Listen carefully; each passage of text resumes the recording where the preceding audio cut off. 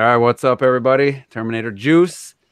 We're back with another Juices Loose podcast. I did not title this one because we don't exactly know where this conversation is going to go, and I'll wait till afterwards to give it a title once we really hit a topic. So first, I just want to ask anybody. I picked up a new game and played it this weekend. I'm wondering if anybody's got any new recent pickups or anything they want to talk about. I'm going to start with. I picked up SteamWorld Dig. Finally, never played the first game, and I love the second one. And it was Nintendo's voice chat. They had Brian. I forget it's however you pronounce. No, the guy from Image and Form. Oh yeah, his last name's a little. Maybe Retro or Clocked could help me with pronunciation, but I don't know. It's he's a really cool dude, and they had a great conversation. And it was, in my opinion, it was the best Nintendo voice chat episode I've ever listened to. And he talked about working with Nintendo and how great that's been. And he's like, yeah, their game's always going to be on Nintendo because that's where their fan base is. That's where they built up their fan base. Like what we always talk about with third parties and shit. You know, funny how he says that. He's like, yeah, we'll always be there. He's like, not only did Nintendo help them out by putting SteamWorld Dig in the Nintendo Direct when it was on the 3DS, but they're the fans. Yeah, he didn't really want to talk about SteamWorld Heist sales on the Wii U, especially, but and that worked too. That them putting it in the because that's when I bought it. I bought it on my 3DS right after that. And that came to Wii U, didn't it? The HD. Yeah, eventually it did. Yeah, they all did. Yeah. I missed that one. It was on sale, and I don't know if it's still on sale. It was 50% off, so it was $5. Yeah, it's Heist with it too. It's SteamWorld Dig and Heist. So yeah, on the Wii U. That's I remember now. Yeah. So listen to him talk about. You don't want to talk about sales numbers, but he said their SteamWorld Dig 2's first day sales came in, and then the next day, those first day sales changed significantly higher. He said by the end of the week, those first day sales were they were just blown away, and then each days after that were all really good, and they're just really happy with the sales of that game. And him just talking positively about working with Nintendo, and not obviously they had success, but they were going to be done if SteamWorld Dig didn't work. They were out of money.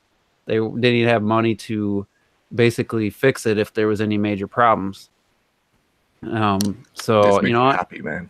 Yeah, and so they turned it to a success. They made 3 games now, and I haven't played Heist, but it looks cool. I just wasn't quite in the mood for that genre, I guess. So I picked up SteamWorld Dig instead. But I'm listening to it, and I'm like, I'm gonna start SteamWorld Dig 2 over. There was an update. I don't know what it did. I think the something, just probably a little bug fix or something, because I didn't seem to add anything. And I was like, you know what? I'm gonna go in the eShop. I'm gonna pick up the first game. I just really liked that interview, and it was just seemed like a company I want to support. So I'm gonna get Heist next as well. So picking up or playing SteamWorld Dig, it's obvious that SteamWorld Dig 2 borrowed a lot.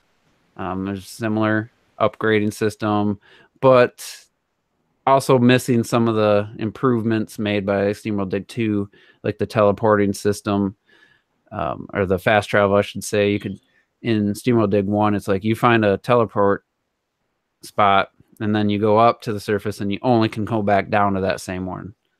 You can't choose. Levels in the first game are procedurally generated as well, so they're all random, unlike the second game.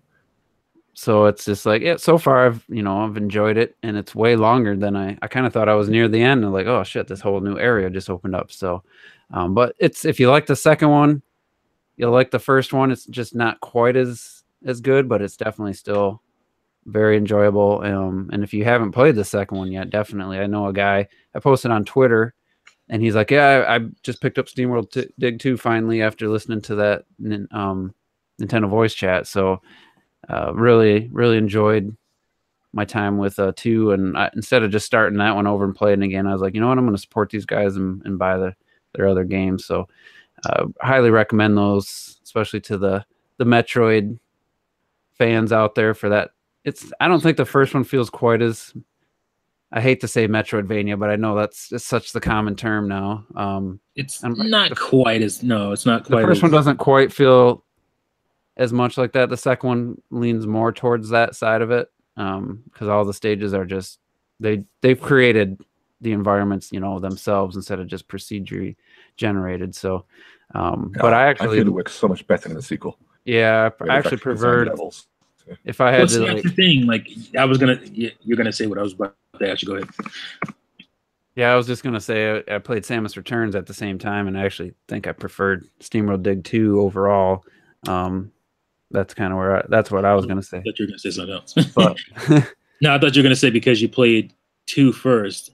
Yeah, that kind of as well. 1 doesn't feel as right. That's what it's not gripping me quite as much, but I still am enjoying it. Yeah, that's my worry about playing a numbered game and then going back to the first one or something, because obviously, well, hopefully you would think they made some kind of improvements or advancements to the formula. Then you're like, oh man, like going back, after playing Bayonetta 2 and then going back to 1, like I'm glad I played 1 first, because it's just like, yeah, I wish I had, but I don't think it's as jarring as Bayonetta 1 after playing Bayonetta. No, 2. That was just an example. No, I wouldn't say so. But you definitely can see where they learned from what they did in 1 and they improved upon it. And they said, I remember at the damn it, Gamescom, is that the one in Germany, when they interviewed that guy and right before the game came out, and he was just like, yeah, we listened to the fans, we added more bosses, we changed the way you can fast travel and stuff, and they really listened to what people had said, and they made a better game. I mean, that's how it should be done. And I think Image of Form will go far because, like you said, I followed the guys since the first SteamWorld game, and the 2 owners of the company, when you do listen to them on when they're doing their chats and stuff, they're absolutely awesome guys, and they do really engage with their crowd. And I'm just thinking about what we saw on Oceanhorn 2, and just the change from the first game. I kind of hope now it's a huge change from the first one. Massive change, yeah.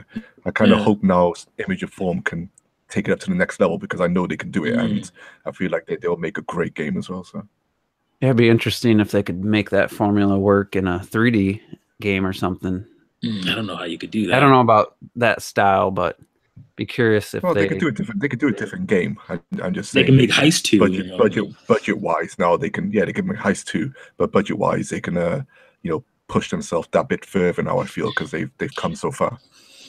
Yeah, it's like, I mean, I love 2. I'm liking 1. I don't know if I want a 3rd game that plays very much the same.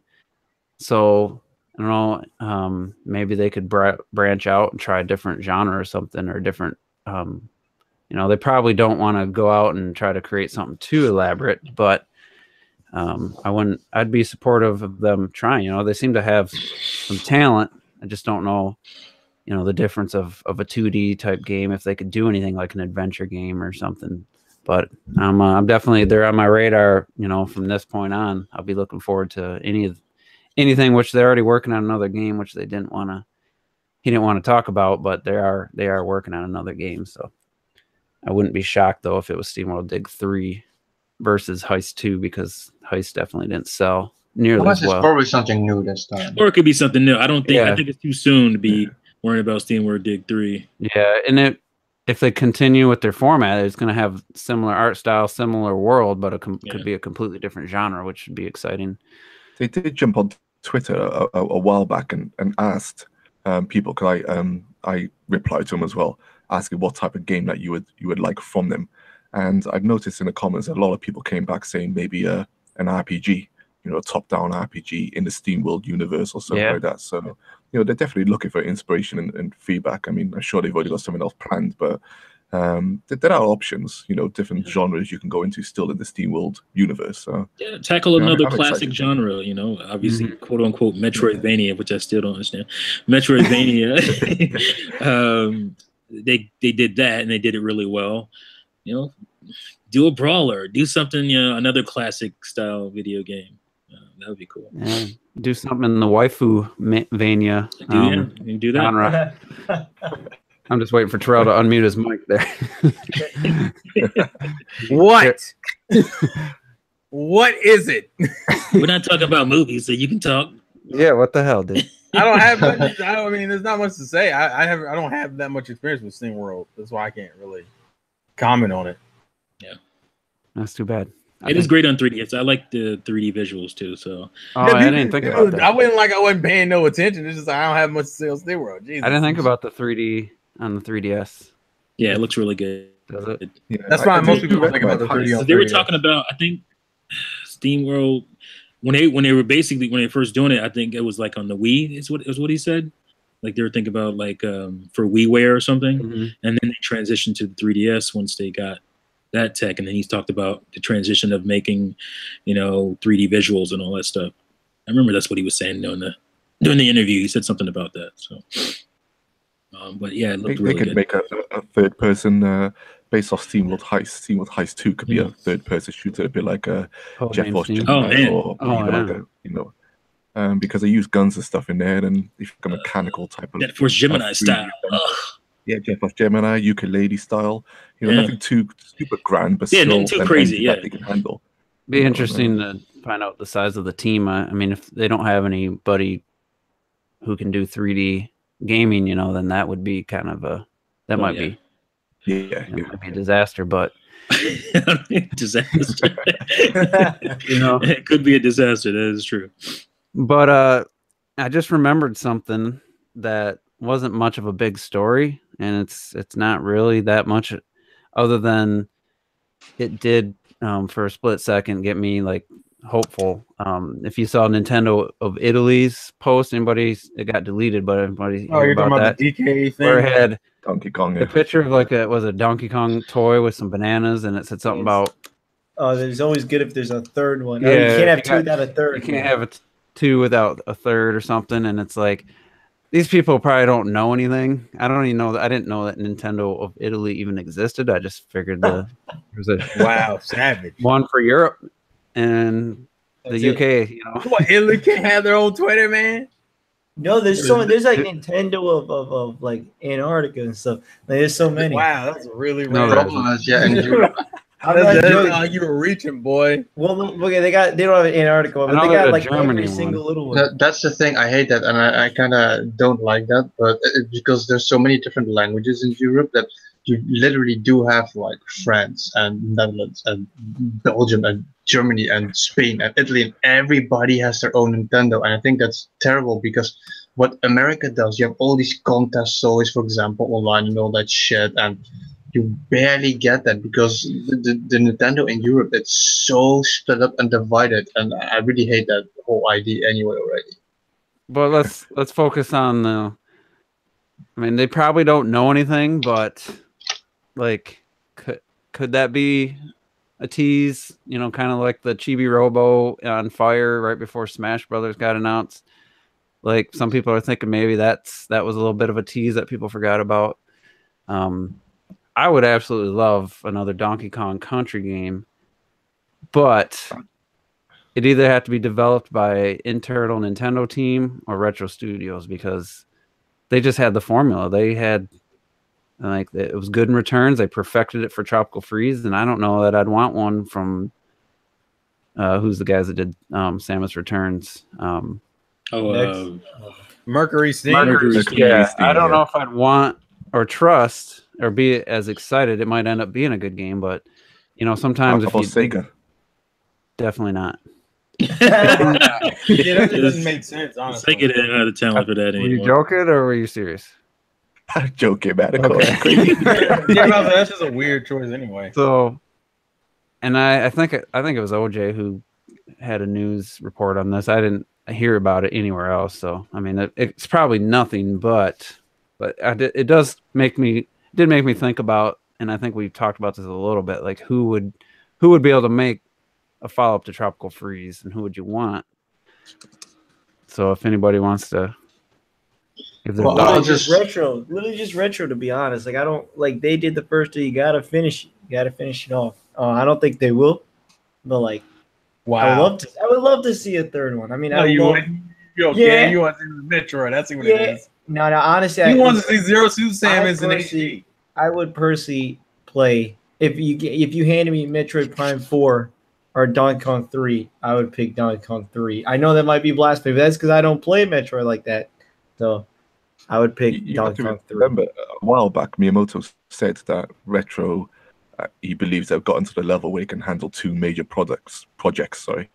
Now, I don't know if they could do a brand new Donkey Kong and another major project. But you know, you just never know. Your mic is dying. Just saying. Savage. It could be good. I always think that the one thing is weird anyway, because like, let's use the stupid LinkedIn shit from Dr. for example. He's like, oh look, they must be working on just to. I'm gonna work this in a circle, but like they're like, Bandai Namco or something, they're hiring somebody to do this thing, so they must be working, for example, on Metroid. And it's like with Retro, it's like they could be working on if Retro has been working on a game for like so many years already. You actually think that right now, for example, they would hire somebody for that game? Like, it's obvious they could be working on several projects, but if it's for Donkey Kong, like, first of all, for me, this leak could have been just a rabbit thing. Nobody's talking about it anymore, but it still isn't out yet, the DLC for the rabbits and shit, so it could be something relating to that in my eyes.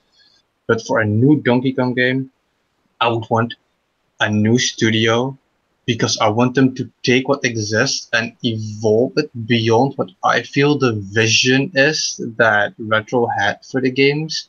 Like, what happened with Returns and Tropical Freeze, I feel if the same people will make a third game, it's gonna look too similar, and I want the next Donkey Kong game to take kind of back what the original Donkey Kong Country had and make it look a lot more realistic, like really go in a bit more like keep Donkey Kong the way he looks, but I mean, like, for example, more realistic lighting, realistic textures, that kind of stuff. That's what I hope.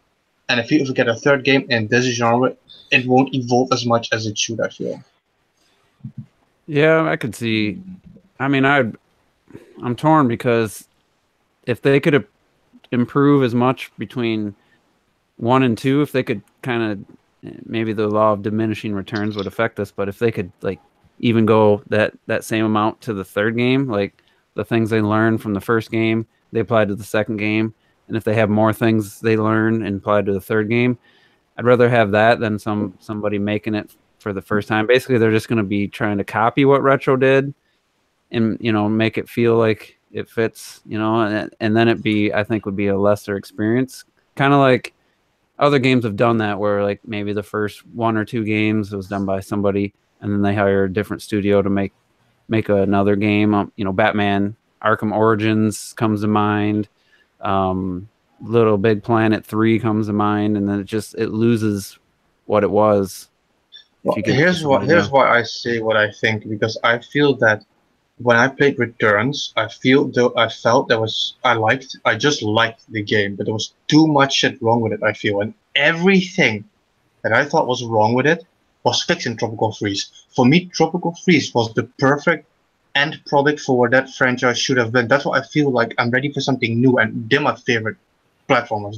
I love Donkey Kong more than almost anything and stuff, so I just feel like Tropical Freeze was such perfection. I feel building off of it would just be like embellishing something that was already great. Like, that's why I'm ready for something new.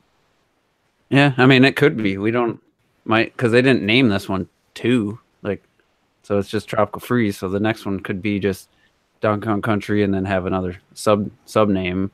What about a Nintendo, like, internal team? What about like the 2D Mario team, or, you know, I don't know what teams they have. I'm not that versed in Nintendo's internal teams. Well, I was just about to say, I mean, what if, Retro was saying earlier that he would like it to go back to the more realistic approach to the original Donkey Kong.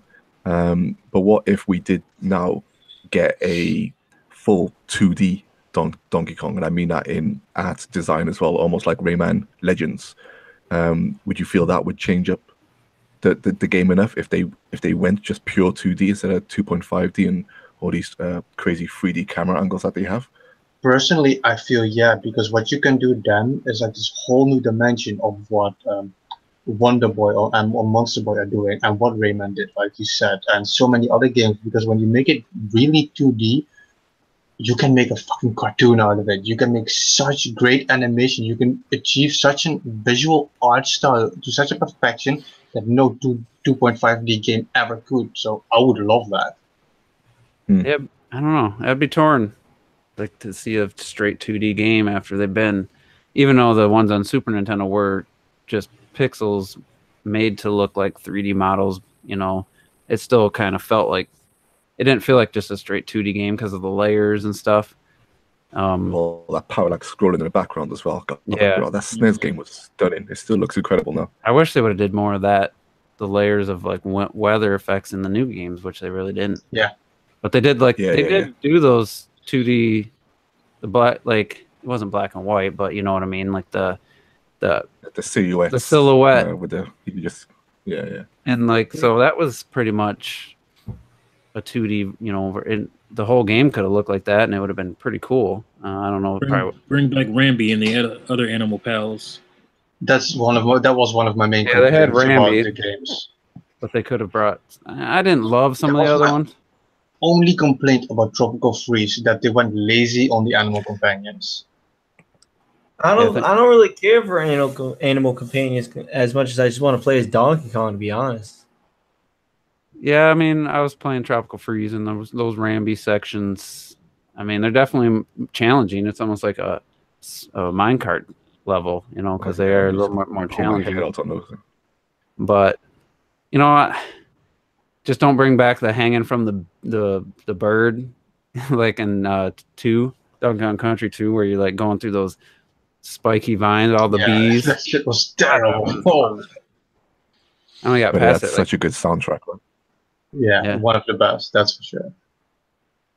It would be cool, and I wouldn't be mad if E3 they got a new Donkey Kong game. I know, and if Retro was doing it, I'd be happy. I'd rather have them do it than like, oh, we're letting so and so do it. So the thing when people always say like, I would like this studio to do it, I would like that studio to do it, I never care as much. It's rare for a specific studio, for example, to have a specific style. They stick to visual style or design style. So, because even Retro, what they have done, which I said once already before, is not even that much. But even they've been very versatile on what they can do. So any other studio could do something worse or better. Because remember, they didn't make Donkey Kong before they did what they did now either. So having another company have a go at it, I would personally prefer that.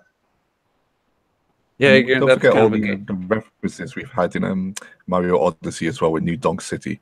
And what if the new Donkey Kong that came back was an old school Donkey Kong, modernized and that type of game again? I think I don't know if that would be a full game. God, I'm not sure how people would react to that. You talking about throwing barrels, Donkey Kong? Yeah. That needs to be like a mini game inside the next Donkey Kong at the most, in my opinion. What about a 3D endeavor? Do you think? I want to see him in 3D. That's what I literally just typed that in the chat.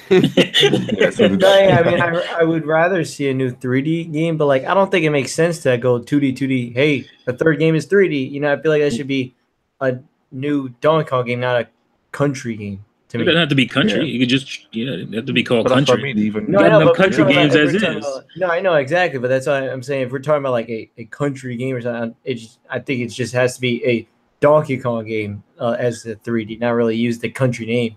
You know. I have been advocating for that as well. What I wanted was a new 2D Metroid and a 3D Donkey Kong, and I feel like Samus Returns kind of scratched that itch. Now I'm with D. If I could choose. Even though I'm a 2D platform kind of guy, if I could choose, I'd want a 3D Donkey Kong game. It could be so fucking amazing by now. I mean, I think all the character models in Tropical Freeze were 3D because they did the opening cinematics to each new world. Yeah. Went right into the fucking, like, you thought it was like a cutscene and it ended up, it was part of the game. Like, and don't go Mario with it. Go Banjo-Kazooie with it. Don't go Mario. I agree with you. Go action or go action adventure with the Donkey Kong 3D. Yeah, I would like to just have perfect controls. Like, I mean, Nintendo can do that. And I I don't want to just collect things though. It's got to be something more. Yeah, they more to it. don't have to do that. That was that was just Rare getting a little crazy with the collecting stuff. Yeah, just think if they could somehow make like swinging through the jungle or something work really well in 3D. Like there's they do that now. I think they try to put Rare or they try to put Banjo into that collecting thing, but not really. Banjo wasn't really about collecting. There was a lot of stuff to collect, but you used it. It wasn't like, oh, just collect this so you can open up something. It was like other than the notes, you didn't use the notes, but those are like coins for Mario, so that was fine. But like you collect stuff for power-ups, your beak blaster and your your feathers so you can fly. So you used all that stuff.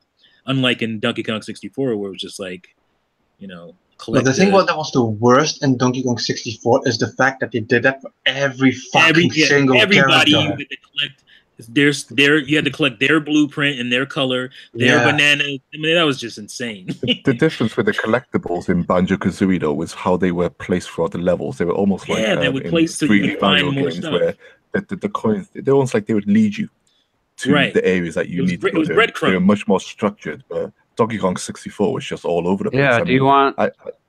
Go ahead. Sorry. No, go on. It's okay. I was just going to say, do you want Donkey Kong run around, fight, like jumping on the heads of enemies, rolling into enemies? Or, I mean... No, he should punch and punch he should... I like the moveset in DK64. I think they should go with that moveset. I had drop kick them or something. Yeah, you couldn't really jump on anybody. I remember it was all about punching them and like doing the hand clap to the ground and all that kind of stuff. I'm getting a vision now because when you talk about developers and what I said, there's one developer that can do something, and now I would love that for the next Donkey Kong. And people always throw them around, but here it fits. I would love it if Platinum did it, and you would have like an actual like awesome like combat system, for example, for DK. They could do that such amazing. Like you keep it Donkey Kong, you have the levels and stuff, but you just have a specifically evolved combo system and that kind of stuff. That actually sounds Candy like Kong with some nice long legs or something, Yeah, I'm having trouble like picturing an enjoyable. I don't want it to be like an open world, go kind of backwards forwards. Like I would almost want more of a linear level design just to push you forward. If you're gonna do 3D, and then just kind of have it more focused than just searching every nook and cranny. Like that to me, what turned me off to 64. And I don't want to see anything like that. So I don't know. I'd have to think about it a little bit. Those worlds in 64 were just they were too convoluted. Like they weren't focused enough. I think you can still have a kind of big explorable world, but Clocked was saying, like you got to have it to where items lead you to discoveries. You can't just have it just convoluted running around and the world's just too big and they're not cohesive. You got to remember as well, Rare back then they were in the mindset to literally push the N64 to the max. So bigger, more, better was in their mindset. And even though it worked to a degree, it got to the point where you're just like, okay, this is just too big. Even some of the levels in Perfect Dark, like the snow level when the plane crashes, it got to get the president and stuff. Oh my god, you go down to 10 frames per second. One game going through the caves and stuff. Oh my gosh, as much as I love that game, What's up? There's a game that does that currently very well, the collector thing, and you could give that studio to make a 3D Donkey Kong, and that's fucking Playtonic. Yooka-Laylee does the collectathon thing. I was just gonna say perfectly. Hire those guys, commission them to make one. I mean, if you don't want to do it in house, I don't think Nintendo would trust them yet. So. Yeah, I think they'd have to prove themselves a little bit more, but they've done worse with their licenses, even to certain people. You're right. They know those guys, they do know them, so there is a relationship. And they've seen what they're capable of, because people can say what they want about Yooka-Laylee, but it became exactly what they said it would, and it perfectly does that, and it looks amazing, and it doesn't have all the DK64 bullshit added to it. Like, it's a consistent game, and I would love for them to handle a 3D Donkey Kong game. There was good stuff in DK64. Like overall, it wasn't a great game, but I think how he moved, the controls were spot on. I liked the visual style of it. I thought the graphics were great in that game. It was just the world was. I love the minecart stuff. All the minecarts were fun as hell to me. So there was stuff in there. That's the thing about Rare that people don't really think about is like back then especially, they have editing problems. They have editing trouble. Like they don't know how to edit themselves sometimes. And that's why you ended up with the cycle that it took to get Banjo-Kazooie. It came from Super Nintendo up until N64, and it was a completely different game. And Conker too. Conker was a platformer in the vein of Donkey Kong and Banjo, and then it turned out to be like that crazy Bad Fur Day. So they just have. I think that's one of the reasons Nintendo kind of soured on them a little bit, because they, at least that version of Rare, they eventually they get to a good product usually, but sometimes it's like that process is expensive because they take a long time with some of that stuff, and they keep reworking it and changing stuff. And let's not forget look at Sea of Thieves. It took 4 years, even with that version of Rare to get Sea of Thieves. And I was gonna say, because let's not forget that from what Rare used to be, they were like siphoned. Is it the word siphoned by Microsoft? They through the Kinect shit, through the Sea of Thieves shit, they've been like narrowed down to what used to be the core of Rare with Banjo-Kazooie and Donkey Kong Country, and that is Playtonic now. Yeah. And then the GoldenEye team became Crytek, or they're bought by Crytek. I forget what they called themselves when they did Free Radical. Free Radical, yeah. And it was a shame. Remember when after GoldenEye, there was a new 007 game announced, and no one, if you weren't paying attention, you just like, oh my God, new 007. And then it's like EA or somebody was making it. And it was like, when people played it, like, what the hell is this? Like, yeah, this is nowhere near as good. Was it the GoldenEye, It was after GoldenEye. Rogue Agent garbage? No, it was like the World is Not Enough, I think. World is Not Enough. Oh yeah, on N64. Oh yeah, that was on N64. Yeah, that game was whack. Yeah, it's like people just assumed it was the same people made GoldenEye. And it's like, why didn't they have them make another one? Like, well, they were going to, but it was a licensing thing. They got outbid basically by EA for the license to keep going. So that's why they went and did Perfect. Fuck EA. Yeah. Jack Gates just said, thanks, Juice, for reminding me about that. Fuck EA. As we said that. Perfect. They were fucking up back then, and they're still fucking up now. Yeah. Well, anybody we talked a little bit about Sea of Thieves before. Apparently, there's 2 million. It's the fastest selling new exclusive of this generation or some shit. You mean on the console that doesn't have many exclusives to begin with? Yeah. But then first of all, isn't an exclusive because it's on PC. Hey, chill out, Robert. Listen, you exposing them right now, man. I hate that shit when people are like, "Oh, it's exclusive." Yeah, but it's on PC. That's two lot of different people. platforms. Chill out, Robert. Robert's out here exposing fools. A lot of speculation is that they're counting the Microsoft service. What's that called? Oh, the Game Pass. Oh, Game Pass. They're counting the people that did the free trial or have it and just played it that way. It's not. That's what a lot of people are saying. Because also, from what I understand, it's not even really done. It's like you're playing a beta, for what I've been understanding. The game had a release date. How is it not done? I mean, like, apparently it's so short and it's so repetitive. There's nothing to do, and there's glitches and shit. Like it seems like a game that's still in early access, pretty much. You sure EA You didn't don't make charge if it's early access. You don't charge a price for the game, do you? No, early access. You buy the game, and then the thing is, the game is done as of now, kinda. So that's true, but it's just hyper bare boned. Yeah, it's just not. It's not a quality release. Yeah, I'm gonna try to find that quote from Microsoft. It's some bullshit. Well, of course, Microsoft has to promote the one game that they have out right now. and then you got every what? Xbox owner.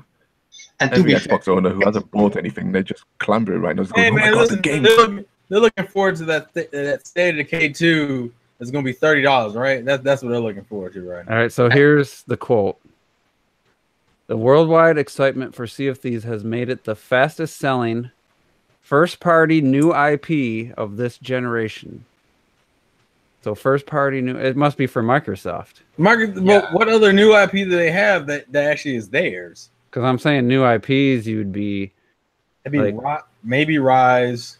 I'm just thinking in this generation period, like Bloodborne was a new IP. Like there hasn't been a ton of just straight up new IPs, so maybe even that part of it, if it's not just Xbox, there hasn't been like Mario plus Rabbids. I guess I would say that. I wouldn't count that. Why did this game sell better than Sunset Overdrive? But we don't know that actually means. Yeah, I don't know how much of that. That's what I think the guy said. I think it was confirmed. Also, because they didn't promote Sunset Overdrive. All they did was announce the player count. No, they confirmed by Microsoft that it had nothing to do with the Game Pass. Because you already all know how much Microsoft loves to say, for example, shipped instead of sold, for example.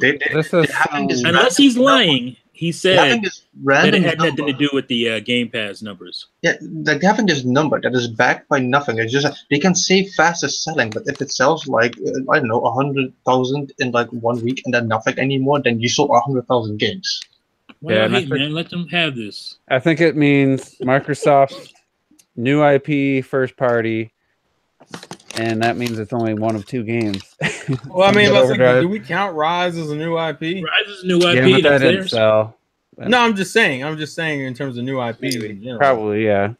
That was a new IP. Sunset Overdrive, you got to count that. You got to count it. Now, Sunset Overdrive, does that belong to Microsoft or is that Insomniac? It's still a new IP. I don't know.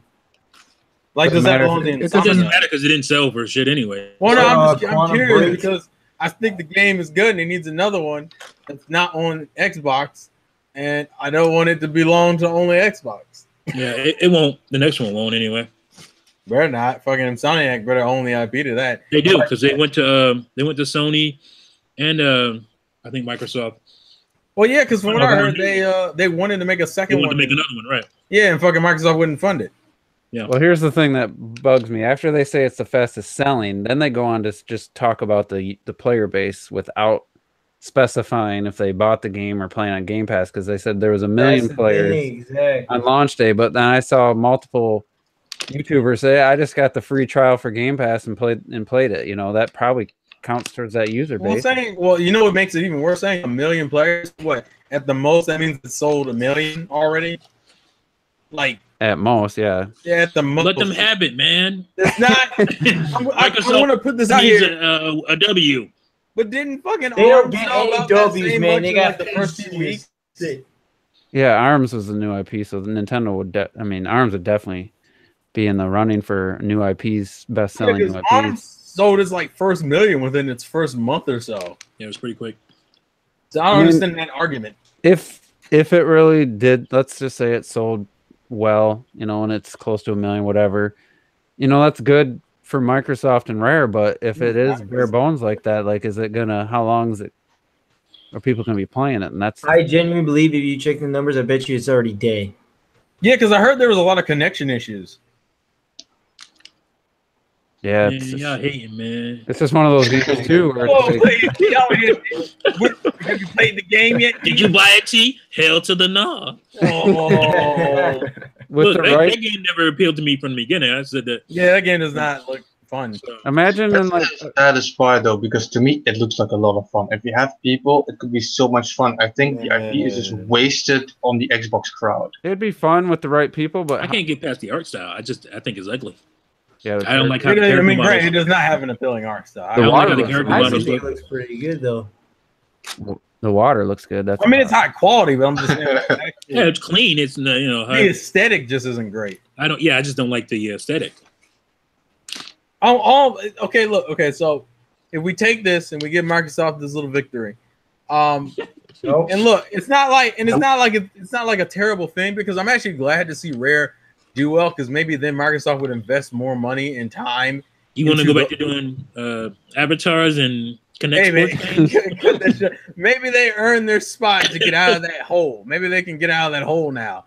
The problem is that unfortunately Microsoft needs to really push other fucking genres, because I think that's part of the reason why games like Sea of Thieves don't really show up as often on Xbox consoles because Microsoft hasn't really been curating different types of games. Like even when they push their fucking IPs, it's like, oh, here's another shooter.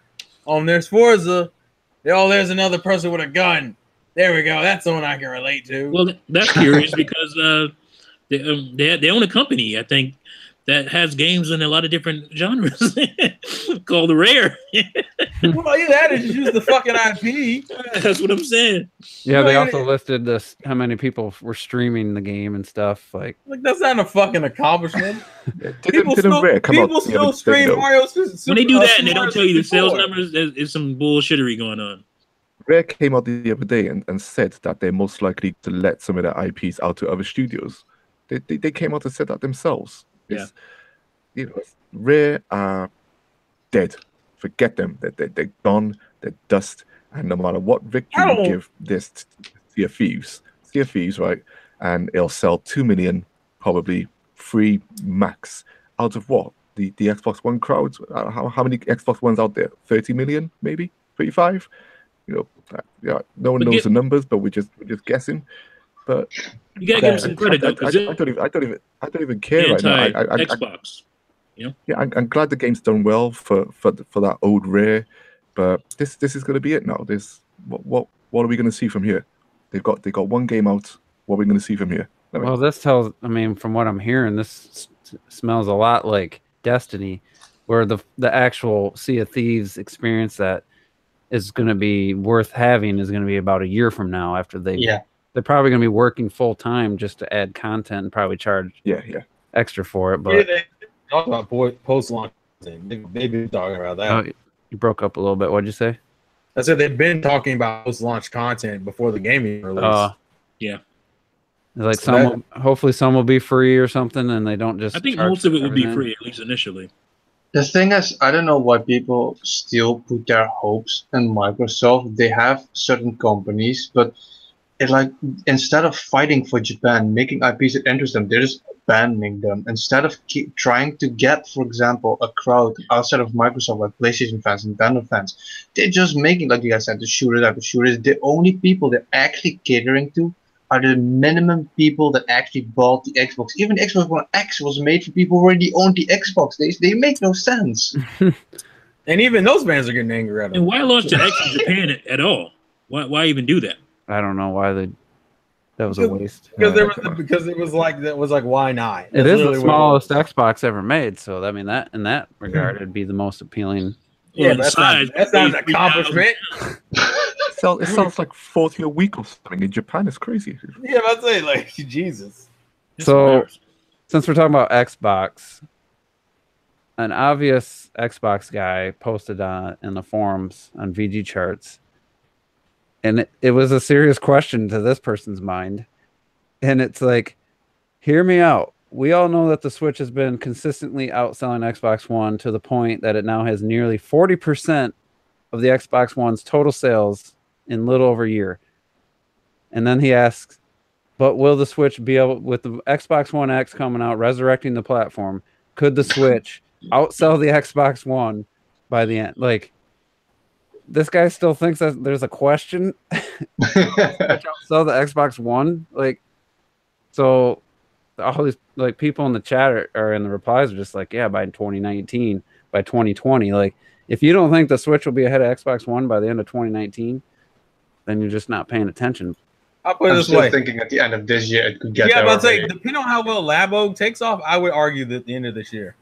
Because if this year we're gonna get Labo, we're gonna get Smash, we're gonna get Fire Emblem, we're gonna get more still. By the end of this year, man, the Xbox is laying in the dust. Let's say best case scenario, Xbox One's at like 42 million at the end of this year. They'd have to have a really strong. Wow, they had to have some kind of boost.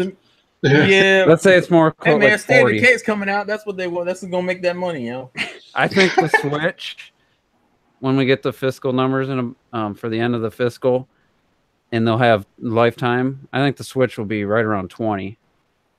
Like, what do you mean, like as of March? At the end of March, I think the lifetime sales will be right around 20. So that means that the Switch would have to do more. Would have to do more than 20 million to the Xbox One's 4 million to like kind of break even for the year. So I mean, it's the end of this year is pretty unlikely unless the Xbox One just stops selling completely. But the fact that somebody actually thought that was an actual legit question just tells me, you know, there's just people out there that just don't. I don't know if they just don't have the knowledge or just delusional. I want to put this in perspective. You're talking about the same fandom of people who thought Xbox was a respectable console manufacturer during the 360 era, when that console was the most well known for fucking breaking on people. Fucking, and look, and I've made this perfectly clear multiple times. I have no value in Xbox whatsoever. I inherently view them as like one of the worst. Personally, not necessarily in terms of like, well, actually, no, I probably would say in terms of it's just like my least favorite console manufacturer. I have no. The percentage of red rings of death is something like 55. It was like 55. Was it? Yeah.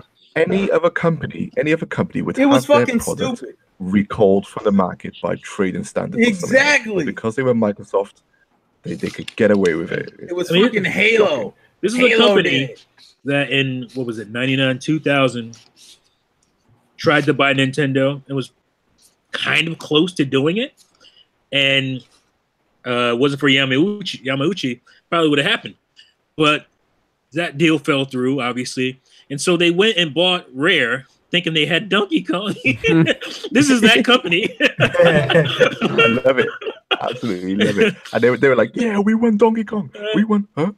What? So when you go to buy a company, you pay it. You look at what the assets are, right? This is something that you do, and to not know that Rare didn't own Donkey Kong, you are a complete idiot. Like that. How do you do that as a company? And I just want to make a point clear when it comes to Microsoft, because the thing that always tripped me up is that people are like, man, how did Xbox fall so far from grace? I'm like, did y'all not see this at the end of the 360? When they went like multiple years without even releasing new like first games at all. You literally were just getting third-party games, and it was people were like, "Oh, well, when Xbox One comes out, it's gonna be great." And oh, you're breaking up again, man. You're not even breaking up anymore. You're just gone. I'm just gone. Yep. Fuck me, honestly. Yeah. If it wasn't for the ineptitude of PS3 when it first came out. Well, I mean, talking about Xbox right now, you know, if the PS3 came out and it wasn't, you know, Sony wasn't smelling their own farts, thinking that they can create their own hardware, like new chipset for computers. If they weren't doing that, Xbox might be in serious trouble right now. But you know, they were able to take all these third-party games, like Terrell said. Were only exclusive because PS3 was an atrocious to program for, and so you had a lot of those games that were basically exclusives for 360 because we couldn't handle them. So that was the only reason. That was the only reason. Yeah, I don't. If you're right, because I don't think if the PS3 was what it should have been. Yeah, if it was what it should have been. 360 would have never had any ground. No, especially after all those failures in the beginning. And to prove that point is what happened when it hit around like 2009 or 8, 9. That's when Sony said. Yeah, that's when Sony got their shit. Really are. Yeah, Sony got their shit together, and they started losing all those fucking exclusives like fucking water coming out of a faucet. Yeah. Like, and so like by the time you hit like 2011. Microsoft didn't really have like a game to their name for a while. And Sony had caught up and passed them. Yeah, like people keep. I don't understand why Microsoft gets all this fucking praise when they haven't really done anything. Like, no, like you said, they did it at the start, but even I felt it. Halfway through they got lucky in last. They did get lucky. Yeah, people got really. I would make the same argument for PlayStation. Like PlayStation 4 at the beginning of this generation, the Wii U, PS4. They got lucky, yeah. Yeah, it was luck. It was because Microsoft and Nintendo fucked their shit up. And it's the same thing that kind of happened with Xbox. Xbox lucked out that the Wii was so inherently different from it that it wasn't really competing. And PlayStation had fucked their shit up so badly that Microsoft just had to show up. And even Microsoft with a broken ass console that failed like 1 out of every 2 consoles failed. Yeah, they try to say 1 out of every 3, but that was bullshit. Well, that's just as bad. That's like 33%. They were trying to say 33. It was way closer to 53%. So which is fucking ridiculous. And that's I was making that argument back during when people were like, "Oh, the PlayStation 4 was on top of the world." I'm like, no, that partially was due to the fact that that Microsoft and Nintendo fucked up, and it's the same argument I use for Microsoft. They lucked out. It's a gamble. A lot of these generations when they start, especially if the company tries to do something drastic, it's a gamble, and sometimes you pay for it for the entire generation. Sony just proved that they could turn this shit around halfway through. And Microsoft proves that they can't do that at all. And like the Switch was kind of a gamble too. Like, yeah.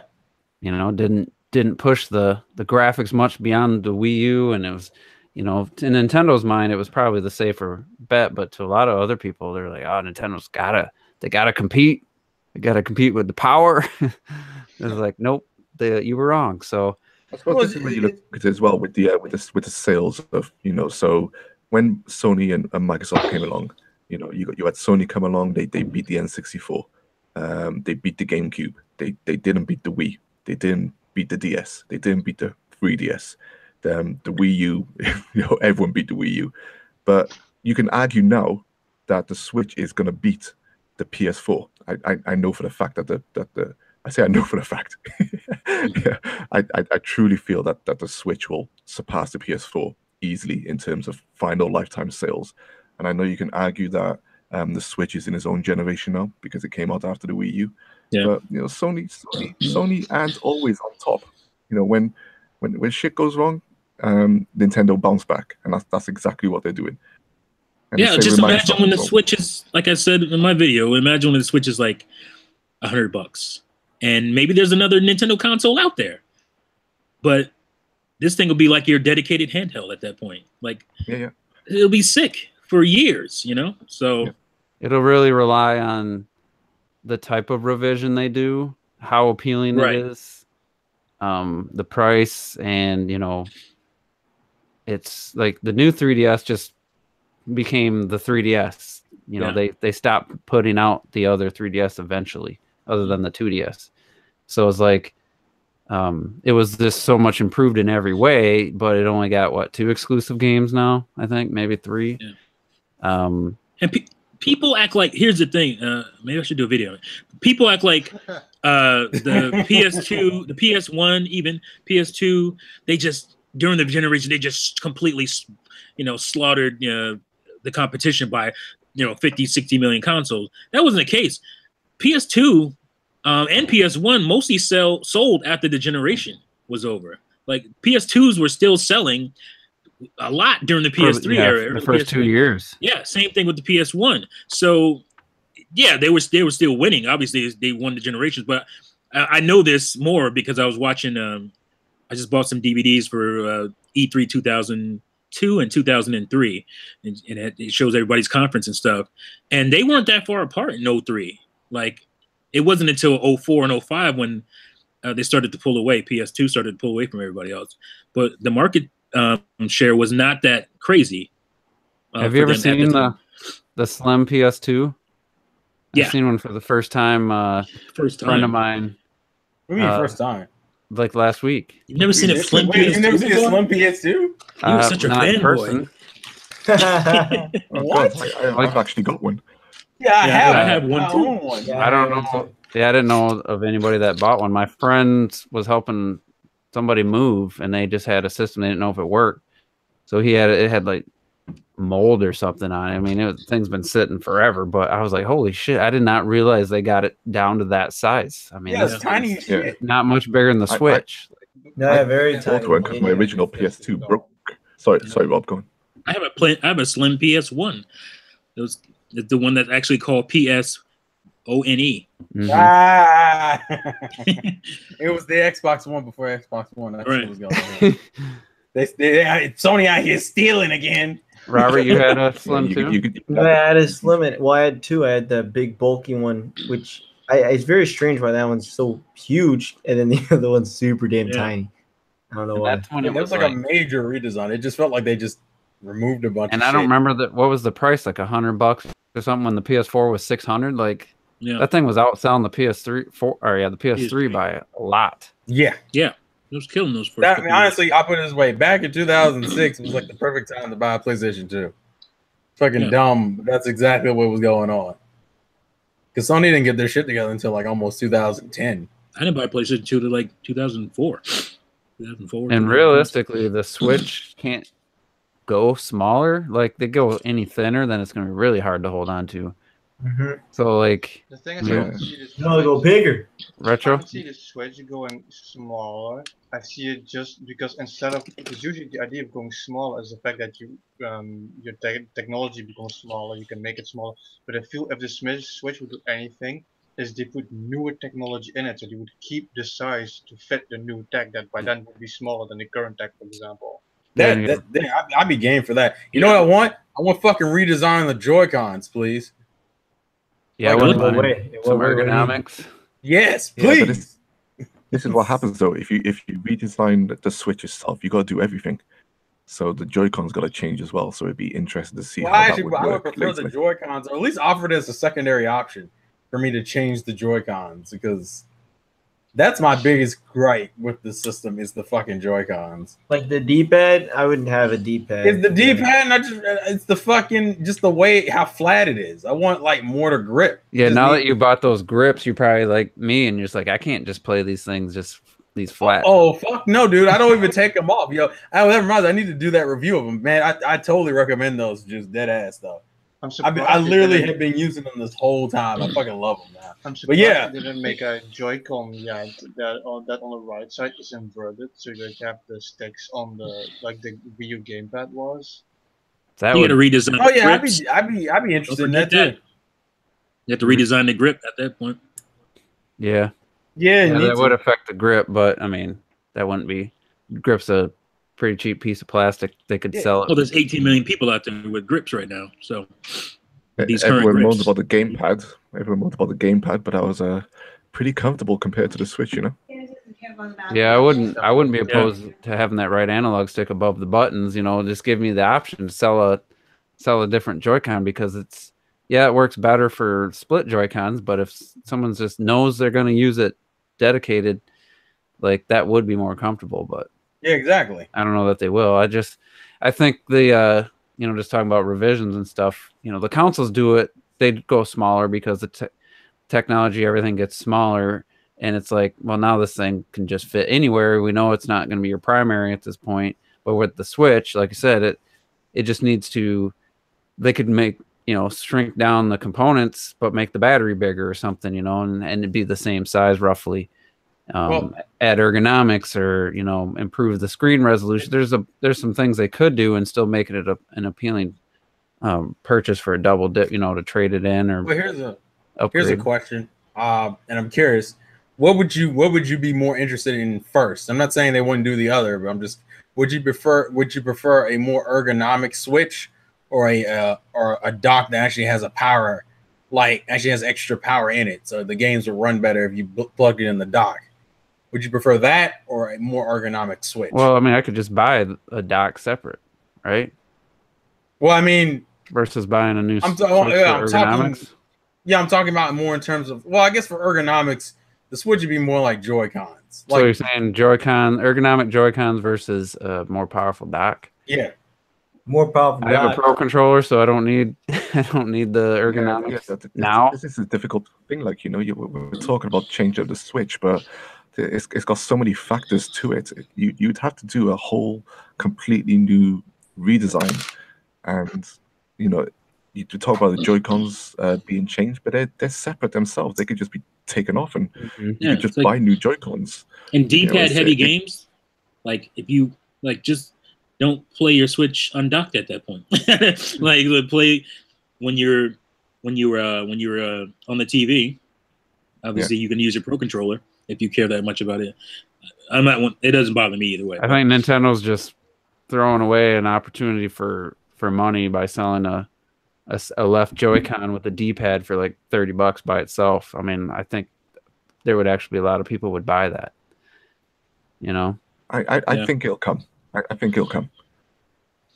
Yeah, and I really I'll did. just mod my own. I don't care. as far as the more powerful dock, though, that creates so many more problems. That feels like a 32X situation for the Genesis. Not I think you've been a little extreme with that. I don't think that's the same thing. that's not the same as putting the Tegra X2 in there, which is the exact same architecture. Everything works the same. It just has a faster processor and can do things quicker and more efficient, so you could do it without sucking more power. An extra dock is like a whole thing that would have to be programmed for completely. 32X had its own games, its own power supply. It was a mess. That's nowhere near. But if you And make a powerful dock, then every game that's out now would have to be patched. Where if you just put a quicker processor, you're just going to get immediate benefits like quicker loading times and smoother frame rates and stuff just immediately without anybody having to do anything. So I think a more powerful dock's actually off the table for Nintendo. I don't think that'll ever happen at this point. It's not a big deal. They do it for the X. Yeah, but I don't think that's a big deal, honestly. I literally have no issues with the Switch in terms of what it's producing right now. I got no issues. I don't need it to be more powerful. I don't need it to be faster. It's fast as shit. It's powerful as hell right now. And I want to see how powerful games it is. We will see it. Let's not forget we're a year in. This console has taken everyone by surprise, and already right now we're getting some of these ports that we're like, holy shit, look what the Switch is actually doing. Look at Doom. And then Doom's actually gotten better since its release. Look at what was that horror game they were talking about? Outlast. Even though that's an older game, it still looks incredible. Games look so good today. The Switch is just out of curiosity. Nintendo's got to do it. We're gonna see it. I don't need to see it. I'm just saying, like, out of curiosity, I want to see how you have the developers saying that it's not that much less powerful than like the base model PS4 and Xbox One. So I just want to see. But they have to do something if they are going to keep the system going for another 5 years. They can't just have. Well, no. The PS5 will be out probably in two years, maybe, and then it's really going to start to show its age, kind of like what happened with the Wii U. Came, a year. The first year is like, oh, it's comparing to Xbox 360 games. Everything's pretty comparable. And you started seeing what games like Bloodborne were going to look like, and then it's like now I see the difference. I'm not saying that graphics are everything, but if you're going to continue to sell and you want the Switch to have a long life, I think they have to do something, and they've notorious for doing stuff with handhelds. So I think we'll slow it down, see, because right now I don't see anything that is the best that we have right now is Uncharted 4, probably in terms of visual fidelity, even comparing it to PC games. And I don't. We got the Xbox One X out, and I just don't really see what the PlayStation 5 will bring to the table that right now the best PC can do. Games look so good right now. I reckon people are getting bored of the same old better looking better. Because that's true. Yeah, because God of War, definitely looks like a step up from Uncharted. But what would the PS5 be able to do? That's but I say, like, what argument? It's also a lot more linear than Uncharted. Well, hey, chill out. Listen, that's not even saying that much. Well, funny story is that the little new gameplay clip. We're talking about how God of War looked like the Dark Souls series mixed with The Last of Us. Well, there's climbing sections that look straight out of Uncharted. It's like, come on, I guys. saw this. But well, that's the trade-off. You can't the games. That's what they do. That's just but it's interesting. Go ahead. I was gonna say, because the trade-off, the problem with the way the games are right now, especially some of Sony's latest games, is having these super realistic games. The trade-off is that you get these super fucking linear, like super scripted type games, and it's like, well, if you want it in 4K and 60 FPS, then you're essentially just walking in a straight line for about 20 minutes until you get to a cutscene. And I'm like, even with the PlayStation 5, we're still trying to get indoctrinated into the 4K era at this point. Like, even if the PlayStation 5 is true 4K. Yeah, I would be surprised if it wasn't. Because they said the 4K saturation in the next 2 years will be forget the number, 50, over 50, 60% or something. Yeah, like I don't feel like the I don't feel like PS5 that's could just- really push anything that would really, because honestly, and just like we were talking about before, a lot of the way these consoles were succeeding in their opening generations was kind of luck based. They're gonna have to bank on that Sony can come out into the new generation and not do something fucking stupid or change the game. I think they're gonna be cocky Sad part, again. The sad part about We- this conversation is that it's the obvious thing you expect Sony to do. Well, maybe they do more power, this, more power, that. And I was thinking here now, Better but be backwards compatible. nobody's pushing game design. Like, look at what Nintendo did with ARMS, what they did with Breath of the Wild. Nintendo is just focusing on pushing game design, and I feel that's why the thing. Right. That's I was just about to say. Is with the Switch, is like they don't need the power. They're still pushing games forward, and that matters. And the other companies just aren't doing that. I was just about to say I'd rather see a game that's 2 times the size of Breath of the Wild and doing some crazy online, like questing stuff or something with friends. Like I'd rather And see not that. look any better. And then some super realistic looking linear ass narrative driven game. That's what I was gonna go towards, because with, something if the with really good PS5 AI. like if they really wanted to say, we're gonna improve the gameplay experience and all this, have the PS5 games look just like God of War on the PS4 Pro, but use all that extra power for actual AI, actual like clever enemies to fight, and just, I don't know about bigger worlds, but make them more interesting. Make there more things in there that are, instead of just being like set pieces and stuff, like actually make a game where my dream Turok game back when the N64 was coming out, like actual hunting where you actually have to like crawl through a jungle and have real foliage and, really good looking foliage, which I think they could do now, have it react to you and, lay traps and track and, have some really amazing gameplay elements and things we've never seen before. And it could look So just as good as, like I said, a current gen PS4 Pro, Xbox One X game, but take the power and do something more with it than visuals. Yep, because So that's this is the it. thing. We still have to rely on the developers, right? We still have to rely on the developers to bring these games. And how many developers who are going to do this? You think EA is going to do this, even with all the power that they got now? Have they done it in Star Wars? I haven't seen anything. How much- Well, about here's the Star Wars. question: how many the developers PS4 can Pro? afford to do this That's stuff? what I was gonna say. How much is the PS4 Pro right now? It's 400.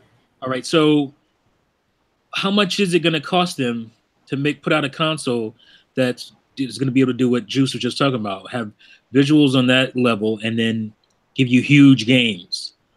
Like, how much is that console going to cost? And how many developers can afford to And make how many games like? developers can Yeah, afford that's to the make game. games for that thing? That's true. Like I think we're getting to the That's what point the where AAA there are looks like. less developers able to make those kind of games because they're costing too damn much. It's like the movie industry. You have a couple of guys with a lot of money, and then everybody else doesn't have that kind of money, and so their games may not do as well because it's like, well, I just spent $600 on this console. I can't be having games that look like I just bought a PS2, So, because And that's the thing. the what I only feel true is next so gen- wrong. We were talking about like the size for the games should be bigger and bigger, but that's the thing. Like Breath of the Wild, for example, what Nintendo did, like Link can climb on anything. You have all these physics and all that shit.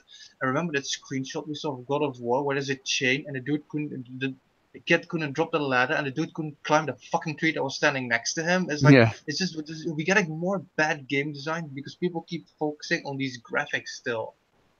And we're forgetting the elephant in the room, the Switch effect. Will the PS5 even be a hook up to your TV powerful console, or will it be basically a PS4 that can be portable? I the mean, stream box. we don't know that Sony's not planning to do what the Switch is doing, because I think that's the trend. I don't know that you can go back from now that the Switch is out. I don't think you I can think just, if they don't do that, it's commercial suicide at this point. and it might sell well, but I don't know. I honestly think Sony's just being a little bit more paranoid now because they tried have to to be. they tried to chase the Wii and they were too late. They threw a pre-measure in case the Wii U did well, and it was kind of a waste of fucking time because that stupid touchpad doesn't do anything on the controller. Now, waste. And so now it's like, well, the Switch is out, and they have to make a decision. Are we going to try to do what we did before, and we might just completely miss the market, or do we try to go somewhere different? I'm kind of hoping they go somewhere different, only just because I need Sony's biggest issue with me always has been that they've kind of just hung in that little box of staying safe or only chasing shit that's been proven to do well. And I'm like, Sony, I would argue, has insanely talented fucking developers, almost on par with some Nintendo developers, and they kind of just have them hanging in this safe zone. Like fucking, I would argue, Uncharted, Last of Us, and fucking God of War are kind of the same game, design wise. And I'm hoping the PlayStation 5 tries to push a different story of nothing else, because this fucking 4K narrative isn't that interesting. And let's not forget that if Sony does decide to go the Switch route, people shouldn't expect to get something that is the size of the Switch, that is super more powerful with bigger battery life for $200. That shit is never going to happen. Well, hopefully they learn from the Vita. Do you know a game called Star Citizen? You ever heard that from Chris Roberts? Okay, so Star Citizen is what happens when you do have the hundreds of millions or whatever much he's got, and you really want to push that next gen to where Microsoft and Sony like to go, right? Where these developers like to go. Star Citizen is what you get when you put all of the budget, all of those physics, all of that open world into everything that you want in terms of 4K and all that stuff. And look how long it's taken this guy to make this game. Look how much money it's costing. Look how grand it is. It's just hardly anyone can reach these levels. It's nearly impossible. Right. Nearly impossible. I feel even if EA pumped that much money into it, they would never make that money back, and they would never do it again. Nope. And I think the beauty of the Switch is, I mean, it's not that far behind. Doom runs on there, so you got to sacrifice frame rate and resolution. But I mean, it's. I played Doom on PC from start to finish. I played Doom on Switch start to finish, and I enjoyed both equally. There was no like, oh my god, if this would have been so much more enjoyable playing it on my PC again. Like, it was just as enjoyable of an experience. Got to the end, fought the boss with the motion controls. By the time I fought the boss, I had those, the gyro aiming, and it was as good of an experience. It didn't diminish it at all. And the benefit of the Switch is the indie devs. Whoa. Was it that loud? That was like a Crash Bandicoot thing. Whoa. But the nice thing about the Switch is that they put these games out and they look good. I mean, it's in HD, but it's not like going from God of War on the PS4 Pro to now I'm playing SteamWorld Dig, even though to me it's fine. I can play Shadow of the Colossus and then switch to an indie game and it's fine, but it almost seems like it makes more sense on the Switch because it isn't the most powerful thing ever, that it's more appealing to the indie devs. Plus, the games sell better. I think that's probably and most third parties. Like you said, there's only a few third parties that feel like they need to push super crazy visuals. So it's almost like, these companies can make lots of money with these small games, and maybe it's just the Nintendo fan base, but in the portability, I'm sure is nice, because it is, some of these indie games do feel like better playing them in portable. It just feels like this is what the game was kind of designed for, like a handheld. So it's just like the best of both worlds, really. And see somebody in the chat saying couldn't finish Doom because it was too blurry. Are you kidding? Like, that's just ridiculous. You must have a 60 hertz TV or something. I don't know. Because I've seen gone over friends' houses and seen, the TVs they play games on. It's like, how the fuck do you play that? That 2004 LCD TV, but terrible. But anyway, I think we both played it on PC and Switch, and I don't. And obviously it's different, but it doesn't bother me. It took me a little bit to get over. Like at first, I was like, yeah, it's definitely a step down visually. But once I got into it, once you rip open the, I don't know, like the heart out of that portal, and then you just got to fight demons. I'm not looking at. Oh my god, that texture's blurry. I'm just running for my life. Like trying to stay alive. And I'm like no doubts about Wolfenstein. And not even playing it on a PS4 or PC. Like I'm completely into just the idea of playing that game on the Switch solely. That's how much Doom won me over. Especially, the 30 frames per second thing I was worried about. It feels to me like it's a 60 frames per second game. The way it twitch, the aiming works, everything, how quick your character moves and turns. So it's just like, to me, the Switch just has the best of both worlds, plus the portability. And I'd be shocked. Still Panic Button doing the Wolfenstein port? Mm-hmm. Yeah. I'd be shocked if Sony didn't try to copy the Switch with the PS5. I really would be surprised. I don't think they will. But they won't. They'll do like a, I don't know. I wouldn't even say a Joy-Con thing, but they won't copy it just yet. It's this. I think they're past that. Yeah. I want them to do something different. Honestly. What's different though? I mean, realistically, I don't want them to go in the same direction. I don't unless they're gonna as truly Nintendo or as what? Yeah, like I want them like. Why would if I don't want a company like Sony and Microsoft to be the same? I don't want Nintendo and Sony to be the same. So I'm gonna tell you why Sony won't do it. There's one specific reason Sony won't do it.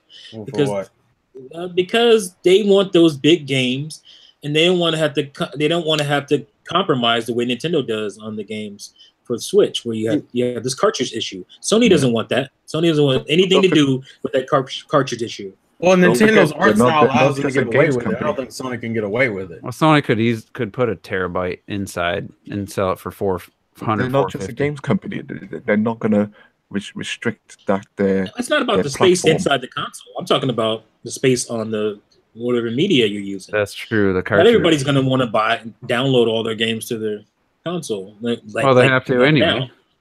But I'm just saying, that is a sore spot for Switch owners too. It's like, oh, part of my game is, digital. Like I don't. But PlayStation. Yeah, I don't think PlayStation's willing to make the trade off. I don't think they would do it. I just don't think they would make that trade off. Yeah, I don't think because realistically, Sony always tried to go bigger and harder. They do that even with their handhelds. The Vita and the PSP both went bigger and harder than what the 3DS and the DS were doing. Granted, they both suffer in their own ways because of it, but that's the trade-off. It's like they don't want to feel like they're hindering their games for the sake of a gimmick, I guess is the best way to describe it. Like even like everything they've done so far, even copying Nintendo, has been in a safe environment. You copied the Wii PSP. The PSP. They used UMDs. They didn't want to use little chip cartridges. They didn't do that until they were much bigger for the Vita. Yeah, exactly. And then like even looking at the stuff like the Move controller or the touchpad on the PS4, they didn't compromise their games by doing that. No. They just threw it in as like an extra thing. They downplayed the shit out of it. Just in case. Yeah, because the Nintendo will bet all in on that shit. Right. Sony is nowhere near as confident because they know that they don't trust it like that. The only reason why they're even indulging it is because they see how much it's doing well for Nintendo. But why don't third parties use, like I was talking about gyros, the gyro controls the other day. Why don't other developers use more gyro controls on the PS4? It's built into the damn controller. Gyros is extra work. That's also, for some reason, I think that's still associated with Wii shit. Even though it's not. Yeah, I don't know about gyro. I mean, in a controller, it just feels natural. Like it. Only Nintendo fans seem to be the most. Yeah, Nintendo. Only like we're the most vocal about that kind of stuff, gyro and motion controls and stuff like that. But are you telling me if like, let's say Overwatch when it was at its peak, or on the Xbox, which doesn't have gyros in the controller, but PlayStation 4 already has them in there, and you're telling me like, if somebody could have an advantage playing like a popular game like that, having that little bit of gyro, I mean, like they would. They don't even have. They may not see it as an advantage. Yeah, some people don't view that as an advantage. Yeah. It's added to the game. Just added to the Blizzard can say the gyro controls in here. Use them, don't use them, whatever. when people actually start using them, then that's how you build up your market. That's what Nintendo do. They put the ideas there, they use them, and people get used to it, and then they evolve. Whereas look at the Xbox now. They do the same stuff, and no one is evolving on those platforms. That's why it's dying, because they're just doing the same thing over and over and over. Yeah, it's just redundant. And Sony told their fan base that motion controls was a gimmick. They literally got on stage. What's his name? Not Ken. Who's the president? Current president? Yoshida. No. Kutaragi. No, not Ken. Ken. It was, Ken. What's his name? Kazurai. Thank you. Yeah. He got on stage and said, "Hey, we're not interested in gimmicks. This is like E3 2006, I think." And then they walked out there with the six-axis controller. So it's just like they contradict themselves, but they, that's just how they feel. They feel like that stuff is gimmicky, and we'll put it in there just in case. Yeah, just so they have a fail-safe. Yeah, we're not gonna slap you in the face with it. We're not gonna give you, make you use gyro controls, but just in case. And so a lot of the fan base, even if it's there, they just don't care about it, because it's like. Which is fucking ridiculous. They don't care about it because no games used it. So no, they don't push it. They don't push it in main games. But it's the circle. No games use it because nobody cares about it. But so it's I'm telling you right now, if someone snuck it into or put it in one of their games and people started figuring out, and all of a sudden someone's getting killed over and over, and they're watching kill cams of someone just like precision killing them. But you're saying that's how it would start. That's what Terrell is saying though. He's like they don't see the merit in it.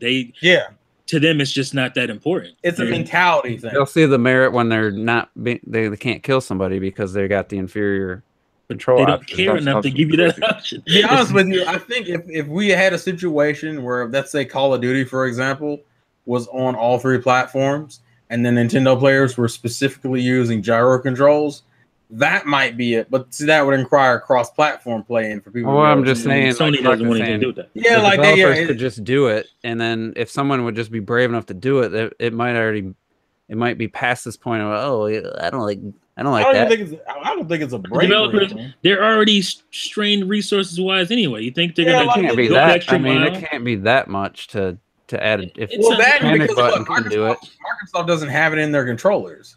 Yeah, I'm not talking about Microsoft. But I'm saying like the games that would take the best advantage of it would be stuff like a shooter or something, right? And there aren't that many. That would give the PlayStation just another, other than the 30 days, you can get the maps sooner. That seems to be enough for people, though.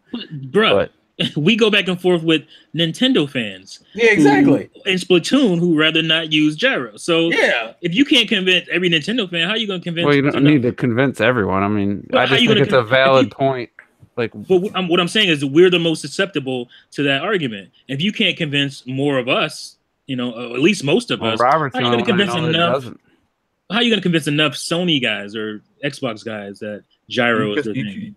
Start putting it in there. I mean, for example, right now, it's in Doom, right? They put it in Doom on the Switch. Why not just patch it on the PS4 as well? They're probably going to do it in Wolfenstein 2. Why not just patch it on the PS4 as well? We got it in Skyrim. Why not just patch it in the PS4 version of Skyrim as well? All I'm saying is, I know it's effort, but you have to start somewhere. You just got to start. They don't care. They don't care enough. I think because I mean, realistically, what's the point? I think the reason why they patched it into the Switch version is because Nintendo fans know talk we care. about it. Yeah, they care. They want it in there. But don't we want these people to care? We want them to care, but they don't. We want them to care. But they only care because we care. That's what we're trying to say. They only care because Nintendo fans care. That's the only reason they care to even do it. They're only humoring it because Nintendo fans are used to playing that way. Like if a port studio, a small team can add that feature, now it's there. Like Bethesda, it should work across the board. Like going from Switch to PS4 shouldn't matter unless there's something different in the way the gyros work. But you add the option, you add the sensitivity slider, and it's done deal. Well, why don't they patch about the PS5? That touchpad shit into every game on the PlayStation 4? They don't. Because that was crashed. It's not a situation that they can't do it and that it's not possible. There's actually most PS4 games they use it as a button, but it's still there. I mean, it's still used. Like every PS4 game, exclusive game I have, you press that. It's just another button. That touchpad button. It's used. It's one thing for frees up a button. Already do, but I'm saying that like it's not an issue of whether or not they can't do it or if it's too hard. Is that they just don't have any reason to bother with it. They don't feel like they have a reason about it. Yeah, they don't have any incentive to give a shit about that. Well, And because the fandom doesn't get and because the fandom doesn't. I would like them to do it. I'm not saying. Yeah, like I'm not against it. I'm just saying I want them to do it, but people don't know what they want like until someone gives them. And but the only company that cares enough to make you see that is Nintendo. They're the only company that says we're gonna give you what we think you want. You know, like, and the problem with that is give you what you want. And the problem with that is Nintendo usually gets lambasted for it. They get lambasted. I mean, honestly, a lot of PC guys, it's like I'm not gonna play dual analogs. Like, why would I go from keyboard and mouse to playing Overwatch on the PS4? It's like too much of a right. Why would you do it's considered an downgrade. But if they added the gyro, I mean, that's the closest. That's kind of the in between. I mean, it just to me it would make sense to at least try it at some. But no, I agree. It would make sense. It's still tactile. You know, it's keyboard and mouse. You're still using the device to, aim. You're not using the controller to do a gyro aim. Mm-hmm. You're using, you're using the keyboard and you're using the mouse. So it's to them that's still tactile controls where gyro isn't. And I know, you know what I reckon we'll see with the PS5. I reckon we might see a split controller. Right. For PlayStation? I reckon. Oh, because for the next PlayStation 5. Yeah, that's possible. Not because of the patent. I just reckon we'll see a split controller for the PS5. Because that's possible. I don't know about anyone else. If I get another standard looking PlayStation 4 controller on a PS5, they're really safe with the controller. I think they're going to just do it normal. Console. I don't think they'll change it. I don't know. They're really safe. They have to, man. The closest they got to changing it, they changed it back. That boomerang controller. Well, the PS4 bring the boomerang back, and you should be able to actually throw it like a batarang, right? And it interacts with your TV or something, man. But the PS4 honestly is the first DualShock that couldn't be confused with a PS2 controller. Well, yeah, design wise, it looks different. Yeah, but it still has all the same buttons. It's still the same core. Yeah, it is, but it's a vast improvement over the shit they had. I could not stand PS1 to PS3. PS4 is actually very comfortable in comparison and a nice step in the right direction. I still don't like the analog sticks down below, talking about like actually taking a risk with your controller. It's only like it's just a lot of playing it safe. Yeah, they were the first to do the second layer of shoulder buttons, and I mean they added extra. Come on, man! Wow, that's a hell of a risk. They added extra. I'm not saying that they've done things that no one else did before. Yeah. Not that you got one analog stick. Well, we'll put two. Yeah, it's not. Yeah, like it's not really.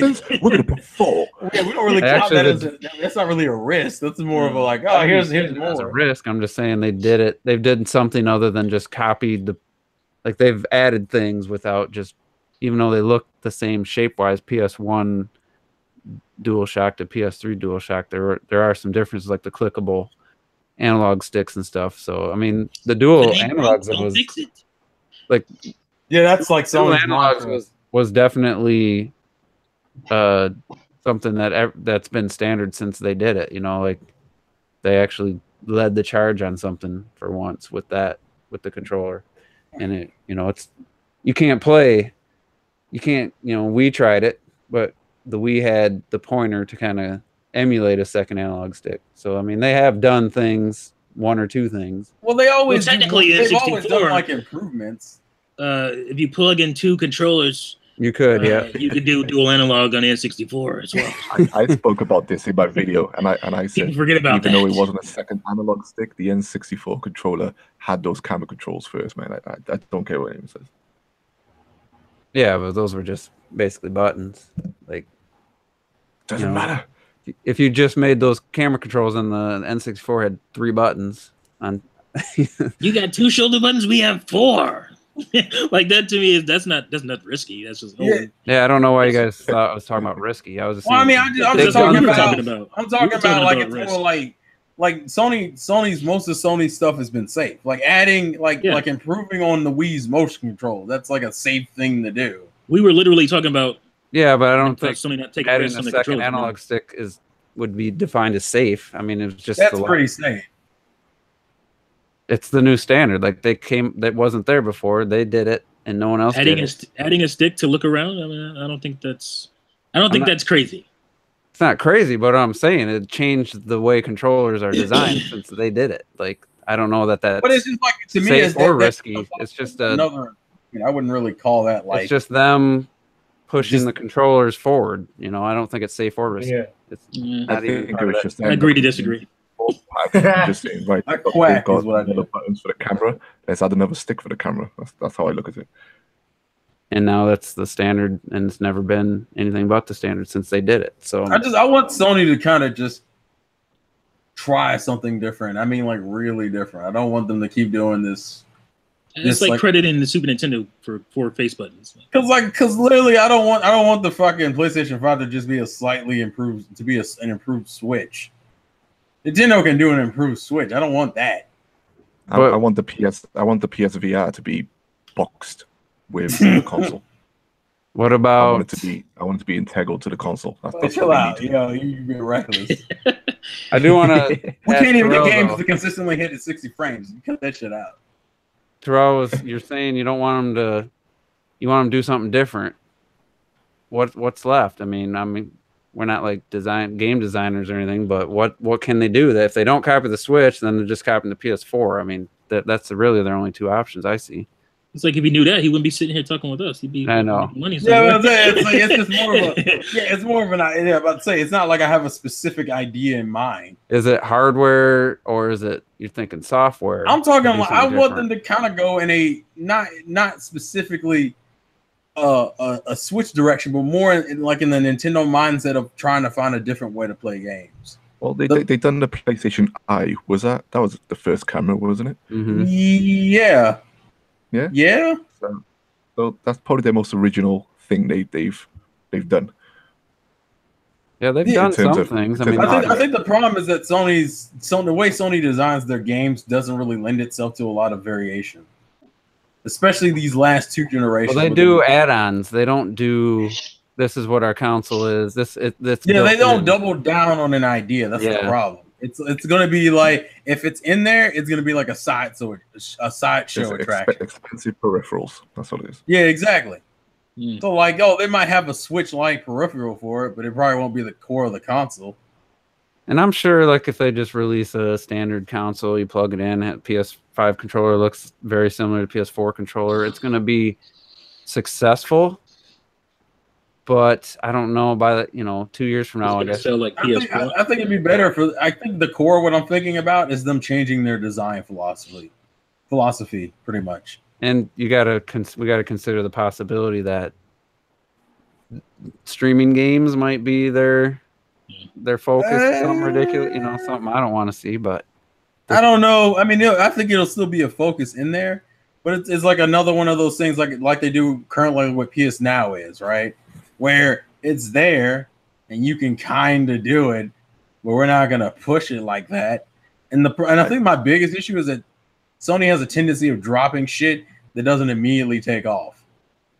I think Microsoft will do this first, streaming. I think if they're going to push the console, I think they'll do streaming next. Oh yeah, Microsoft definitely is going to be the first. I can't imagine them. I mean, they messed up their marketing originally with the Xbox One. I don't think that Microsoft's going to have a fucking box within. I don't even know. Yeah, I was going to say I don't even know if they'll have another box. I think the Xbox One X was kind of their last. And we talk about gimmicks, and like it's not like the PlayStation brand hasn't had gimmicks that helped it sell, like the DVD player and the PS3 and the CD player or PS2. And the Blu-ray player in the PS3. Like, what happens when the idea of a set-top console isn't that big of a deal anymore? When you have your 4K TV that plays all that stuff out of the box. What happens when, having a video game console that has all these apps and stuff on it isn't that big of a thing to sell your console anymore? I don't know. I kind of think it isn't now. I think it's Maybe the app. Still it. I think, especially with like the PS4. Well, maybe not the PS4 Pro because it doesn't play Ultra Blu-rays, which it should. I don't understand that at all.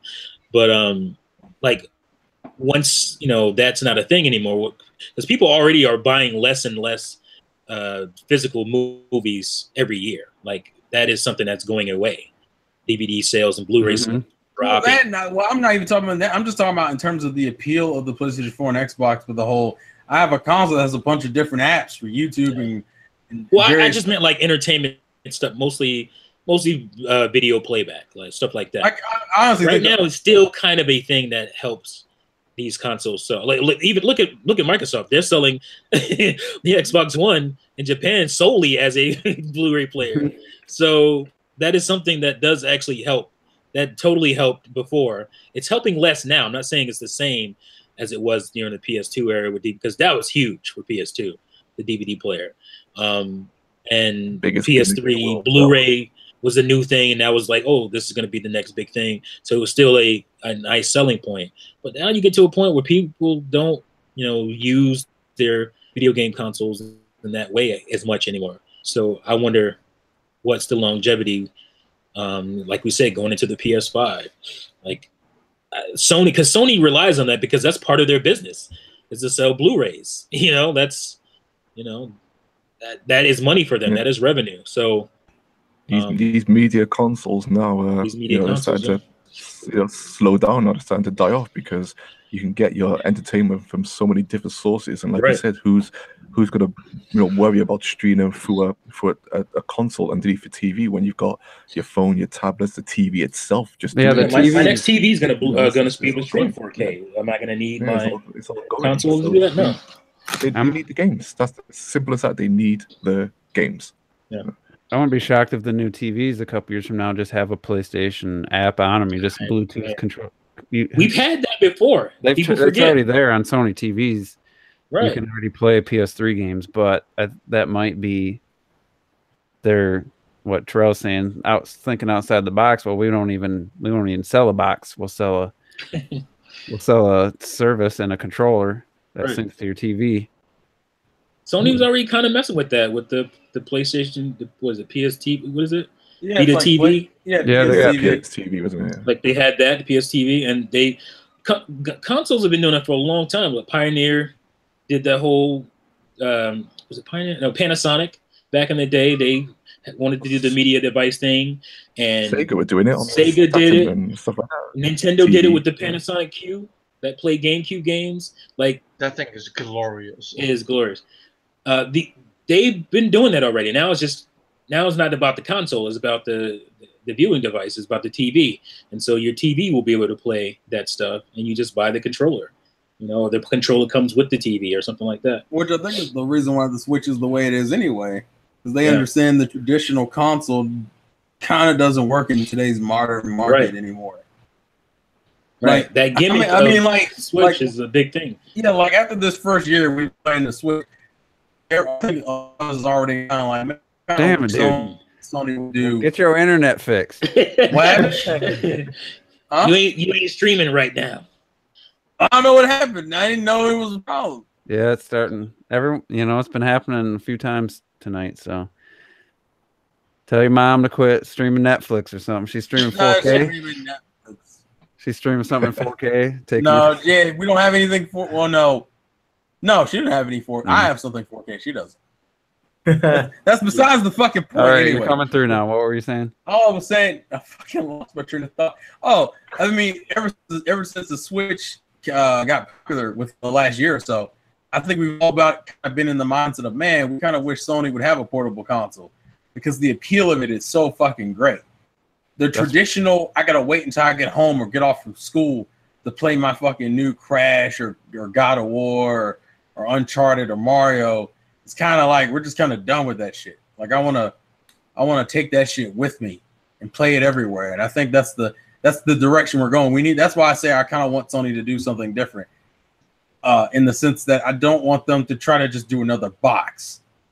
But I kind of don't. I don't think streaming is there all the way yet to really push that either. I think doing a hybrid the only like true option for the future to have it be successful, guaranteed. But there's hurdles, you know. There's things they would need to have to deal with. But by the time that comes out, you know, a 32 gig card, 64 gig game card might be a reasonable price. I don't know. You know, it's Yeah, but the problem with that, that's great. 4K 4K games are not going to fit on a 32-bit, no. 64-bit Well, the card. games don't fit on their disc now anyway. Like you already have to download everything to the PlayStation. I mean, install everything, so it's not much of a change to have. But then again, you're dealing with a lot larger files, so that means your hard drive's got to go up, and that means power consumption, and that's just these are things that are going to make that little device more expensive and more hot. Are already over 100 fucking gig. Yeah.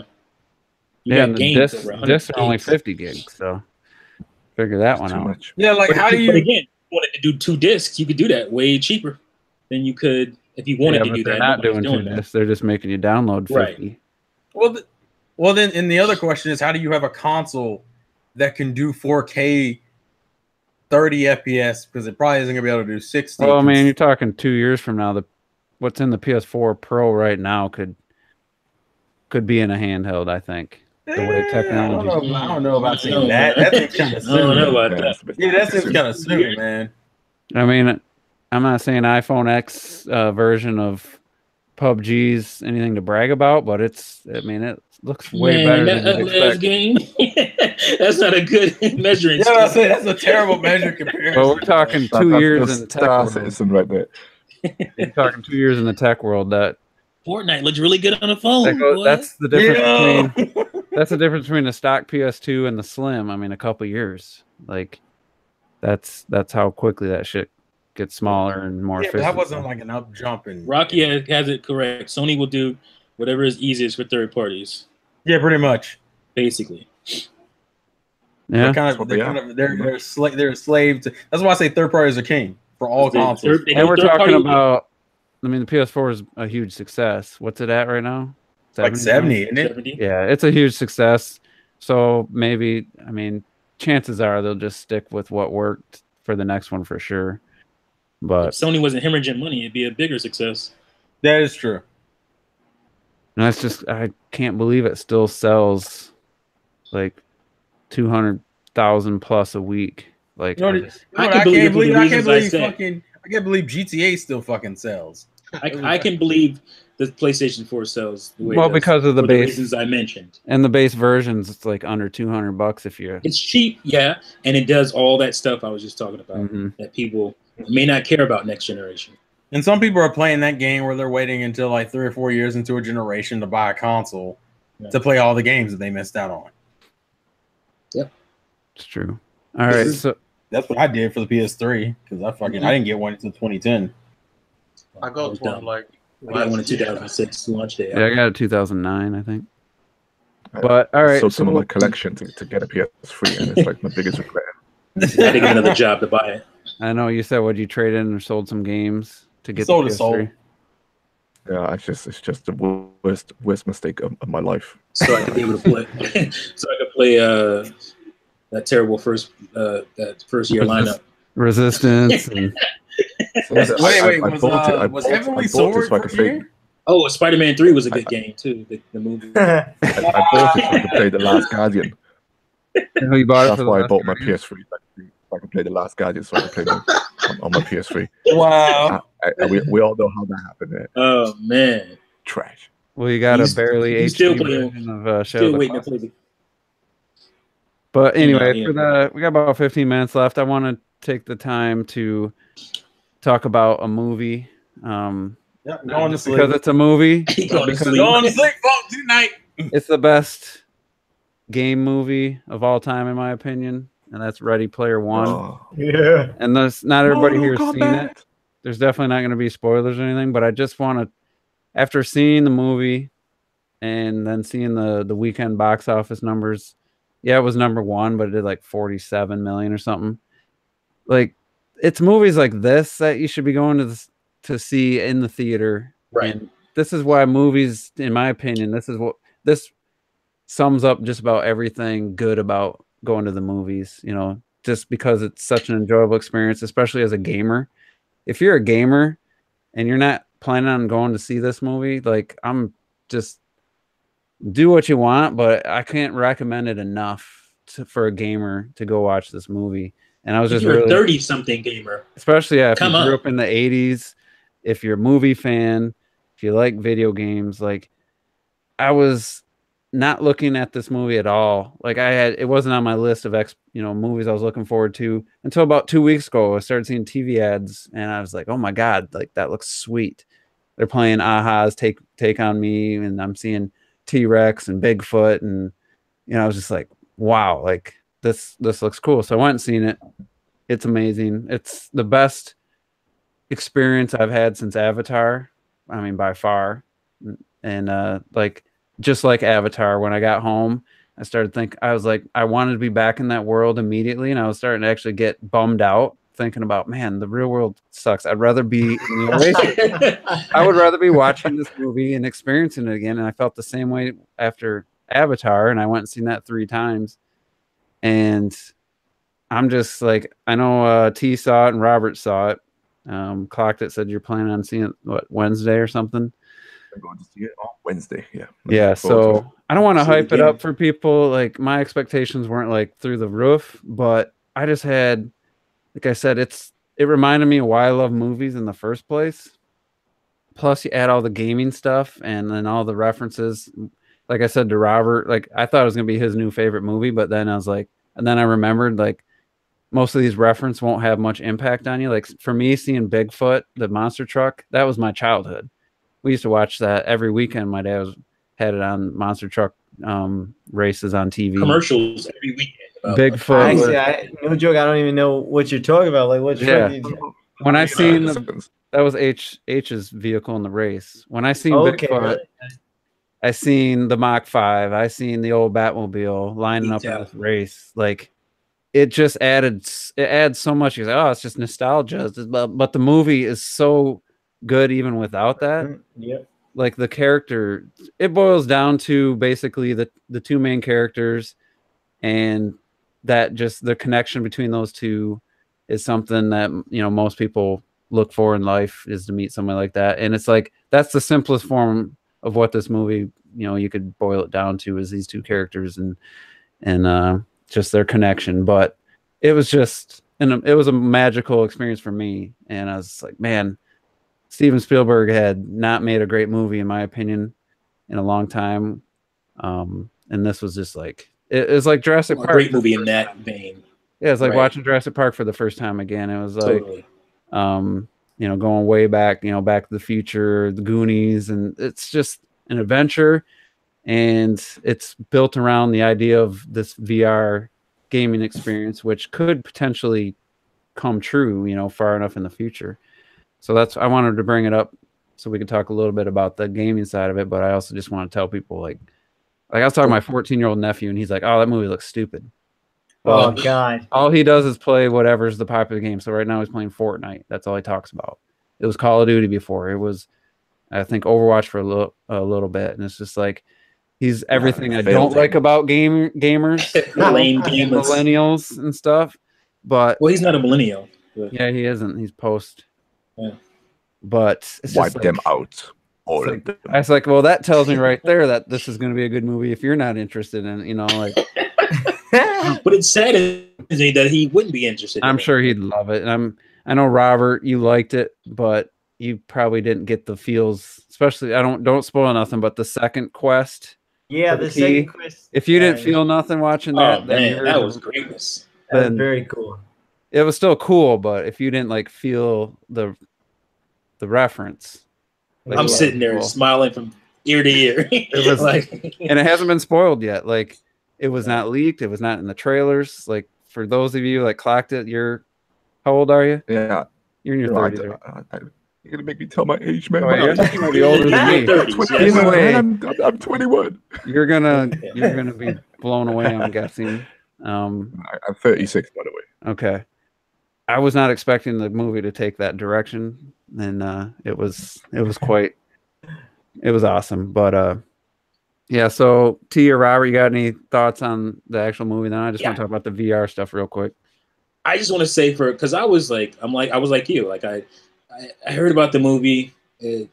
I wasn't, big into it. Like even when I went to go see it, I was like, oh, I'm interested in seeing it, but I didn't have like these huge expectations or anything. So I kind of went in with meh expectations, and then even like the first 20 minutes or so, I'm like, expecting this movie to just pander to me.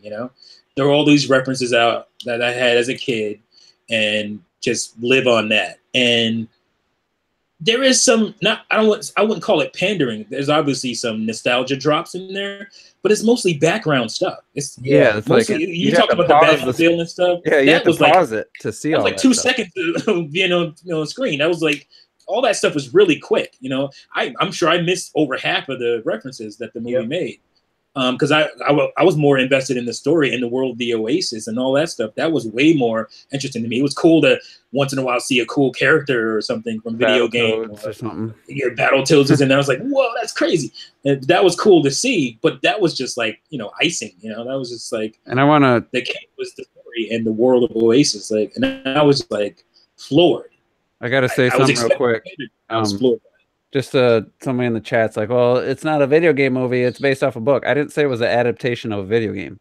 It's a movie about the future of video games and the potential future of video games. And video game culture. It's totally a video game culture movie. Yeah. If you've played any like modern game or been gaming in the last 10 years, like without having seen the movie, I can tell you, or having seen the movie, you haven't. It's a video game movie. It's a movie that encompasses what gaming is. Yeah.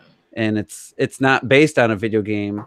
It represents the future. It has a lot of video game tropes in the storyline, like what you expect to go through in a video game. It has all that stuff. There's the boss fight. It has Easter eggs. That's like huge thing. Keys. Yeah, it's like it's Scott Pilgrim is like that. Yeah, it does some Scott Pilgrim stuff, But that this kind of stuff. exists in a game. Like it's not.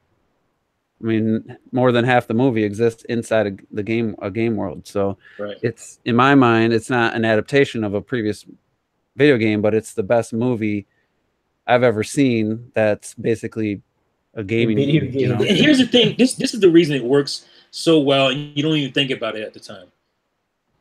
I cared about the main character and the main characters, I should say, as real people in the real world. And I also cared about their avatars. Yeah. And that's why this movie works, because you care about both iterations. Like I was watching Avatar, and Jake's cool, but I wanted to see him inside the Avatar, the big blue monkey. That's what I wanted to see most of the movie. He's outside of it. I didn't care for that part of the movie. But I cared about that story stuff when your boy was in the real world dealing with, the issues and stuff. And I have one issue with it. I'm not going to spoil it, but it's not a perfect movie. I should point that out. No, it's not perfect at all. No.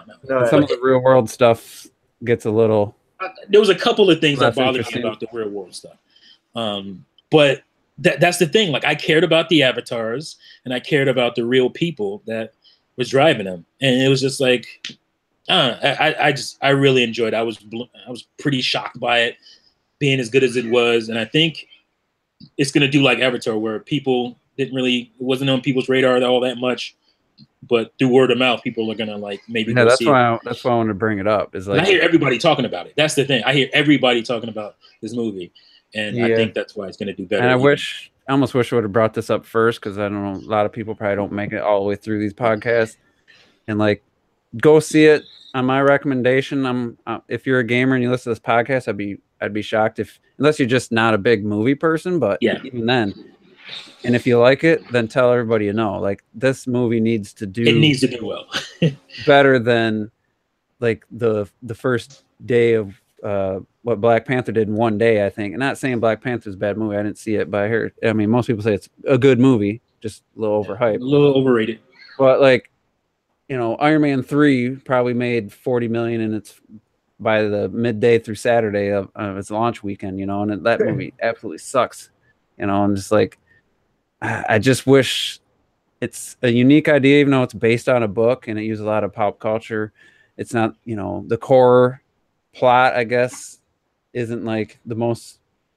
There's no original stories left. Let's just be honest. But the experience you go through is very unique, and it stands out. Like I said, 2009 Avatar came out.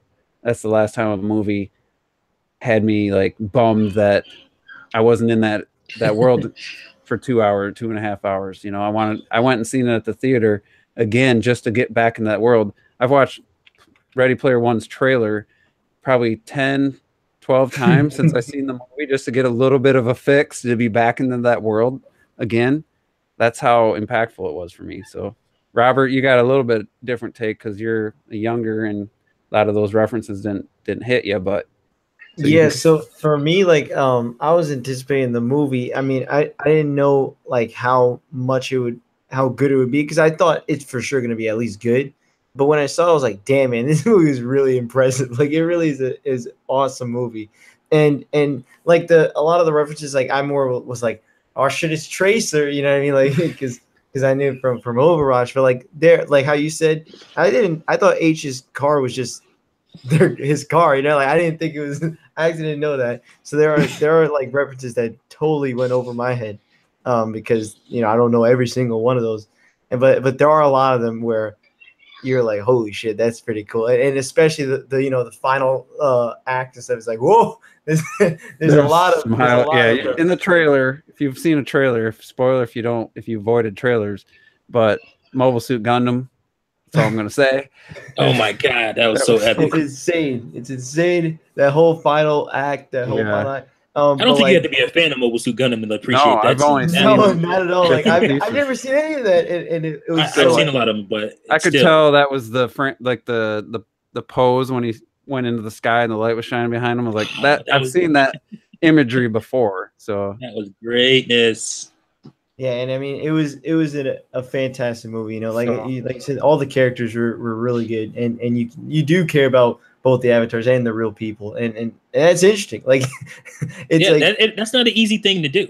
Yeah, and I've seen some more critical reviews. Oh, first 25 minutes didn't hook me. That's the way for me. Generic characters, this and that. I'm like, what movie do you know the characters within the first 20 minutes? Do you know the characters fully? Like. That's by the end of the movie you know the fucking characters. Like the whole first 20 minutes blew me away. I don't even. Yeah, same for me. Like I thought the first 20 minutes was like really hooked me real quick. I was like, oh man, this might be like even better than I thought. Holy crap! And I enjoyed so much. It just got better and better and better. Yeah. I feel like redheads and you like anime or you know CGI looking characters. You're gonna be a fan of. Pyra. So homework for Clocked It, Retro Death, and Terrell is to all see that movie before the next podcast because I really want to talk about the potential future of VR represented in the movie. Man, if VR is like that, I'm going to die. That's what we want. If Spielberg can produce Transformers movies and make $1 billion on that garbage, then he should be able to direct. This movie is so Spielberg. It did really well overseas. It did like 120 million overseas. Yeah. That's great. It's sitting at 181 like worldwide. Well, that's awesome. That is awesome. Thanks to China, because they have a lot of people go see it. But anyway, go ahead. No, I was just saying that this is what Spielberg. This is like like you said, Goonies Spielberg. This is Indiana Jones, even Spielberg. This is.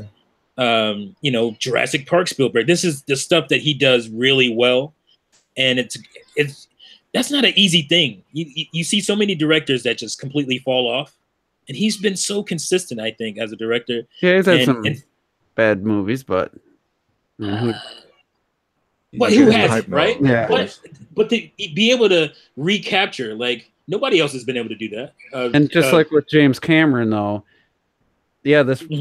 this is motion capture. This is all CGI, but I need a rig so I can actually set up camera shots in this 3D environment in this digital world, so I can film or direct it like a director, like a movie, Right. So that's behind a computer screen. That's what they did, and they gave him VR glasses, so he could be in the volume and actually set up camera shots and stuff. So you got to thank James Cameron for that technology, because without him, it wouldn't have happened. So, but like I said, next week I really want to talk about, and I know Clocked is going to see it for sure. Hopefully, if Retro or Terrell can get a chance to see it, we can. And you don't need to see it to we can kind of talk about some of the VR stuff and what's kind of movie BS and what could be potentially be awesome and be real in the future. So, yeah, look forward to that. I will say about Spielberg though. Spielberg, he's always been. He always goes to the tech guys when he makes movies like this. Mhm. He says, "What are we going to be doing in 50 years?" And so a lot of this, I'm sure, is based like Minority Report. Exactly. So a lot of this is based in what we're actually going to do at some point. And to Oh some my degree. God, that's gonna be insane. Robert's That is very important to me. He always does that. Robert's going to be the only one young enough to utilize that. He'd be 80 years old. when that I shit- already done a video on VR a while back. So if we're going to talk VR, then I'm all up for it because Yeah. for me it was always going to be the future. So yeah, let's go. Yes. There's I some wish things, I was born during that time period, whenever that happens. let's just say that haptic feedback body Oh suit, my God, dude. That's something that they already have. Obviously, yeah, that's not to that. possible already, but Yeah. yeah, there's some cool stuff. We'll talk about that next week. We do final thoughts real quick and get out of here. So let's start with Terrell since he's been quiet he fell asleep. I'm all right. I'm awake. There he is. Okay. Fucking And next week, make sure your internet's working better. man, I got shit. Hey, look, it was working fine up until this fucking podcast. So Yeah. apparently, podcast fault. Yeah, it's not perfect right now either. Well, we keep it short and sweet. Juice is gonna be excited because tomorrow, because he got a Rocket League update, so you're gonna see some fucking YouTube videos with some handheld camera footage because he won't invest into a fucking capture card. 30-second clips. That He's only will been get- on YouTube 10 years. He still ain't got no capture card. Yeah, what kind of shit is this? Why would I buy a capture card when my gameplay videos get like 50 views, 100 views at tops, even if I use my PC or the PS4's capture? Man, that sounds like them Mine doesn't get excuses. that many views. I'm about to say that But sounds like excuses to me. you Seth. gotta groom. Well, your there will audience. be some clips. I've saved Anyway. lots of replays. There'll be 30-second clips starting tomorrow. Anyways, good podcast, cool conversations. I probably would say I'm probably the least interested in that movie, like at all, even seeing the trailers.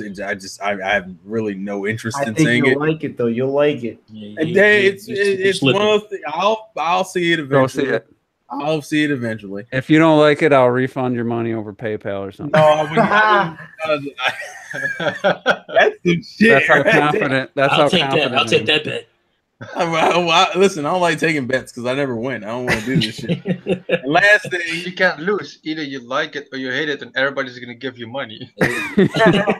It's worth it. we'll see. We'll see. I'll see where I'm at this week, and I might go see it this weekend. We'll see. Anyways, the only last thing, because we won't next week, I'm gonna be on it all night, so we're gonna go ahead and bring it up now. The Saturday coming up, my anime fans, it's time. It's time. We've been geeking out about this for the last few months. That My Hero Academia season 3, bruh. I'm so ready. Hey, listen, y'all have this fucking movie podcast shit. I get these moments. All right, this is all I can get. So I'm gonna take it. Fucking My Hero Go Academia get it, season man. 3. Y'all need to get on that boat, yo. That's gonna be some good shit. You need Retro, down that Ready Player One. Retro. I need you to preach the gospel because they don't fucking believe me when I say shit. Terrell doesn't Anywho. want to admit that he'd rather pass on Ready Player One to go see some Tyler Perry trash.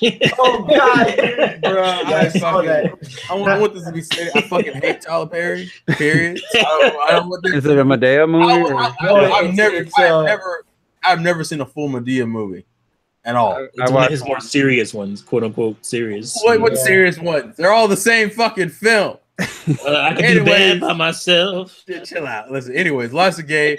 Play to win. I'm fucking done. My Hero Academia. It's Saturday, folks. Be there. Be square. Let's go. All right, Robert, you're next. So I actually did see that Tyler Perry movie. You it, was, fucking garbage. it was garbage, man.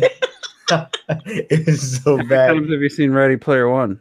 Support black twice. cinema. Twice. All right, that's better than. Yeah, I'm gonna watch. I was gonna watch it another day, like a third time, but I was very tired that day, so I didn't Yeah. watch If it. you watch Suicide Squad like 15 times, you better see this movie 15 at least. No, I'm gonna watch it. Trust me, I'm gonna watch it this week for sure again. It's a fantastic movie. Definitely go see it. And yeah, this is the month of where Avengers comes out. So I mean, they better make the money quick before. Yeah, Avengers no, comes they out. got 2 You know what I weeks. mean? It needs to make that money pretty damn quick, and I think it will make. I think it's gonna have some good legs, and just like Artemis, and In that red dress. yeah. I think that's worth it for Terrell alone. You talking about the anime looking girl in the trailers I saw? You'll see. Yeah. You'll see. Yeah, well, we'll see. Cute, man. She'll grow on you. If I know. She'll grow on you, and then If she ain't a bad bitch, I ain't worried the about haptic it. feedback, man, is gonna arouse you. Y'all some fuck shit. But yeah, Nether regions. Wow. Yeah, go ahead, Robert. Finish it. Jesus. you know, have a good night, and hopefully you feel some haptic feedback tonight. Oh goodness gracious! Turn it off. Retro. It's over. Retro's turn. I didn't watch Player One yet, and Chan does. I seriously tuned out when you guys were talking about it. I love it when people are like, "Yeah, it's not going to be spoilers," and I'm sitting here like, "Oh wait, okay, so there's going to be a very cool like second quest. There's going to be this race with all these characters I know, and there's going to be like this final boss fight." I'm like, "Bitches, those are spoilers." So I Not kinda really, tuned not out really. No, after if all you that shit. the trailer was like, yeah, there's 3 keys you have to find, and then That's all I'm Chances, let's not go here. So chances are I won't be seeing That's this such a small part. in the cinemas because I have health issues that I can barely. Watching Star Wars was really hard for me, so I gotta wait a couple of months. So chances are next week I'll be tuning out as well. I gotta just back Terrell here as well. Like people, stop watching. You try stop thinking you like anime and while you're watching Dragon Ball Super, drop that shit. Yes, Saturday actual quality is starting my finally again. man. And just to like add Preach.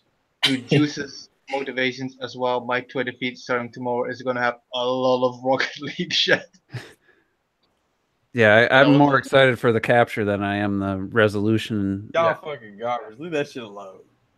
Man, I had Capture, some man. goals this past week. I'm like, God damn it, I gotta fucking save the replay so I can capture the replay and post that on Twitter. Yeah, replay is not cool. It's not a good way to view stuff. But you can put It's pretty random. It feels. well, you can set the camera to your player view the whole time, so it looks just like what you saw when Yeah. you're playing. Yeah, but yeah. You're gonna Yeah. see exactly what you would see normally if I would capture it, except later. Anyway, go ahead. Go ahead, man. That was it. Okay, Mizzy. Oh, I felt like I already went. I've been running my damn mouth the whole time. No, shut the fuck up. Yeah, Ready Player One, definitely. I don't really pitch movies.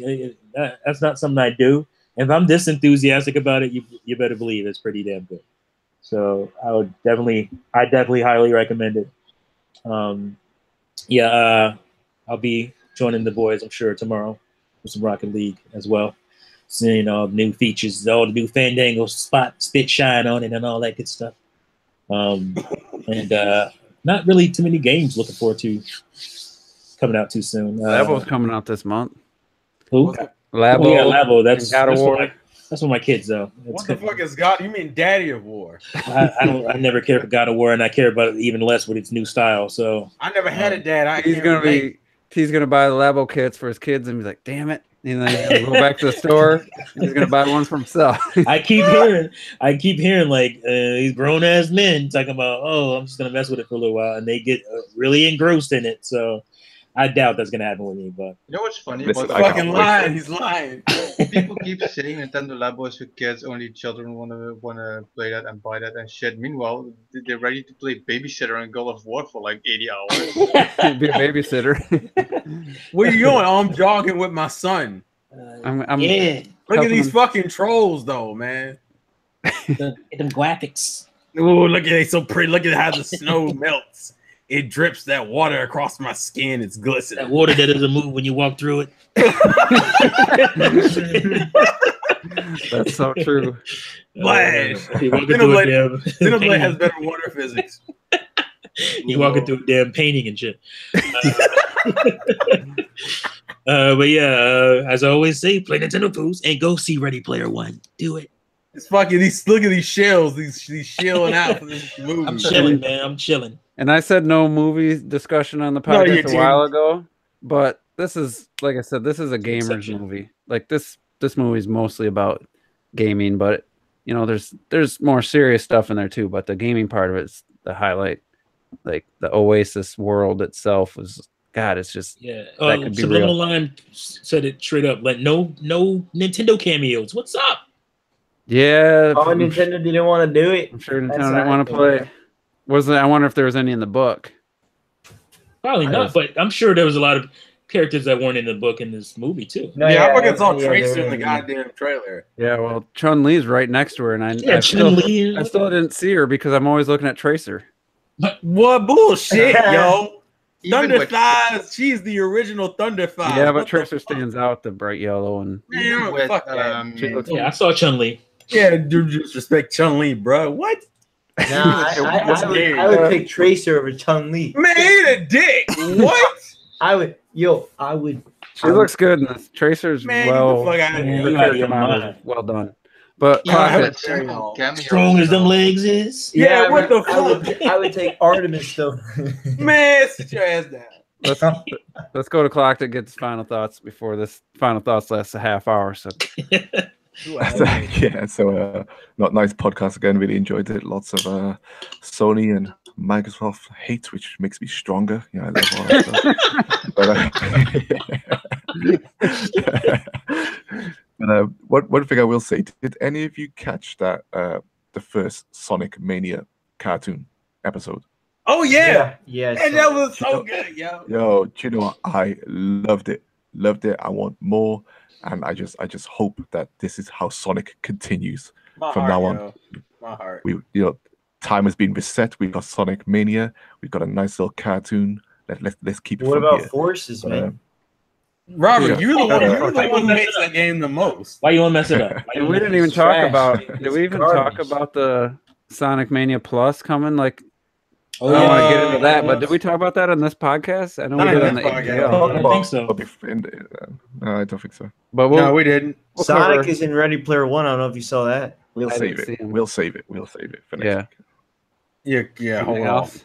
Does that? Oh, there you go, Terrell. Yeah. Sonic's in Ready Player One. Watch it. There you Wow, go. that's a no. Don't. It was in. Listen, Support- stop. Come on, come on. You got to support him. For 1.5 Listen, I did that seconds, with man. Ralph too. Shut He's up. in I there yeah, for like 0.1 He's in there second. for 1.5 seconds. You got to go see a 2.5 I hour didn't movie see for that. Sonic. But anyway, clocked it. Yeah, I'll just finish up by just saying, I'm always excited about VR. I've wanted it to do good.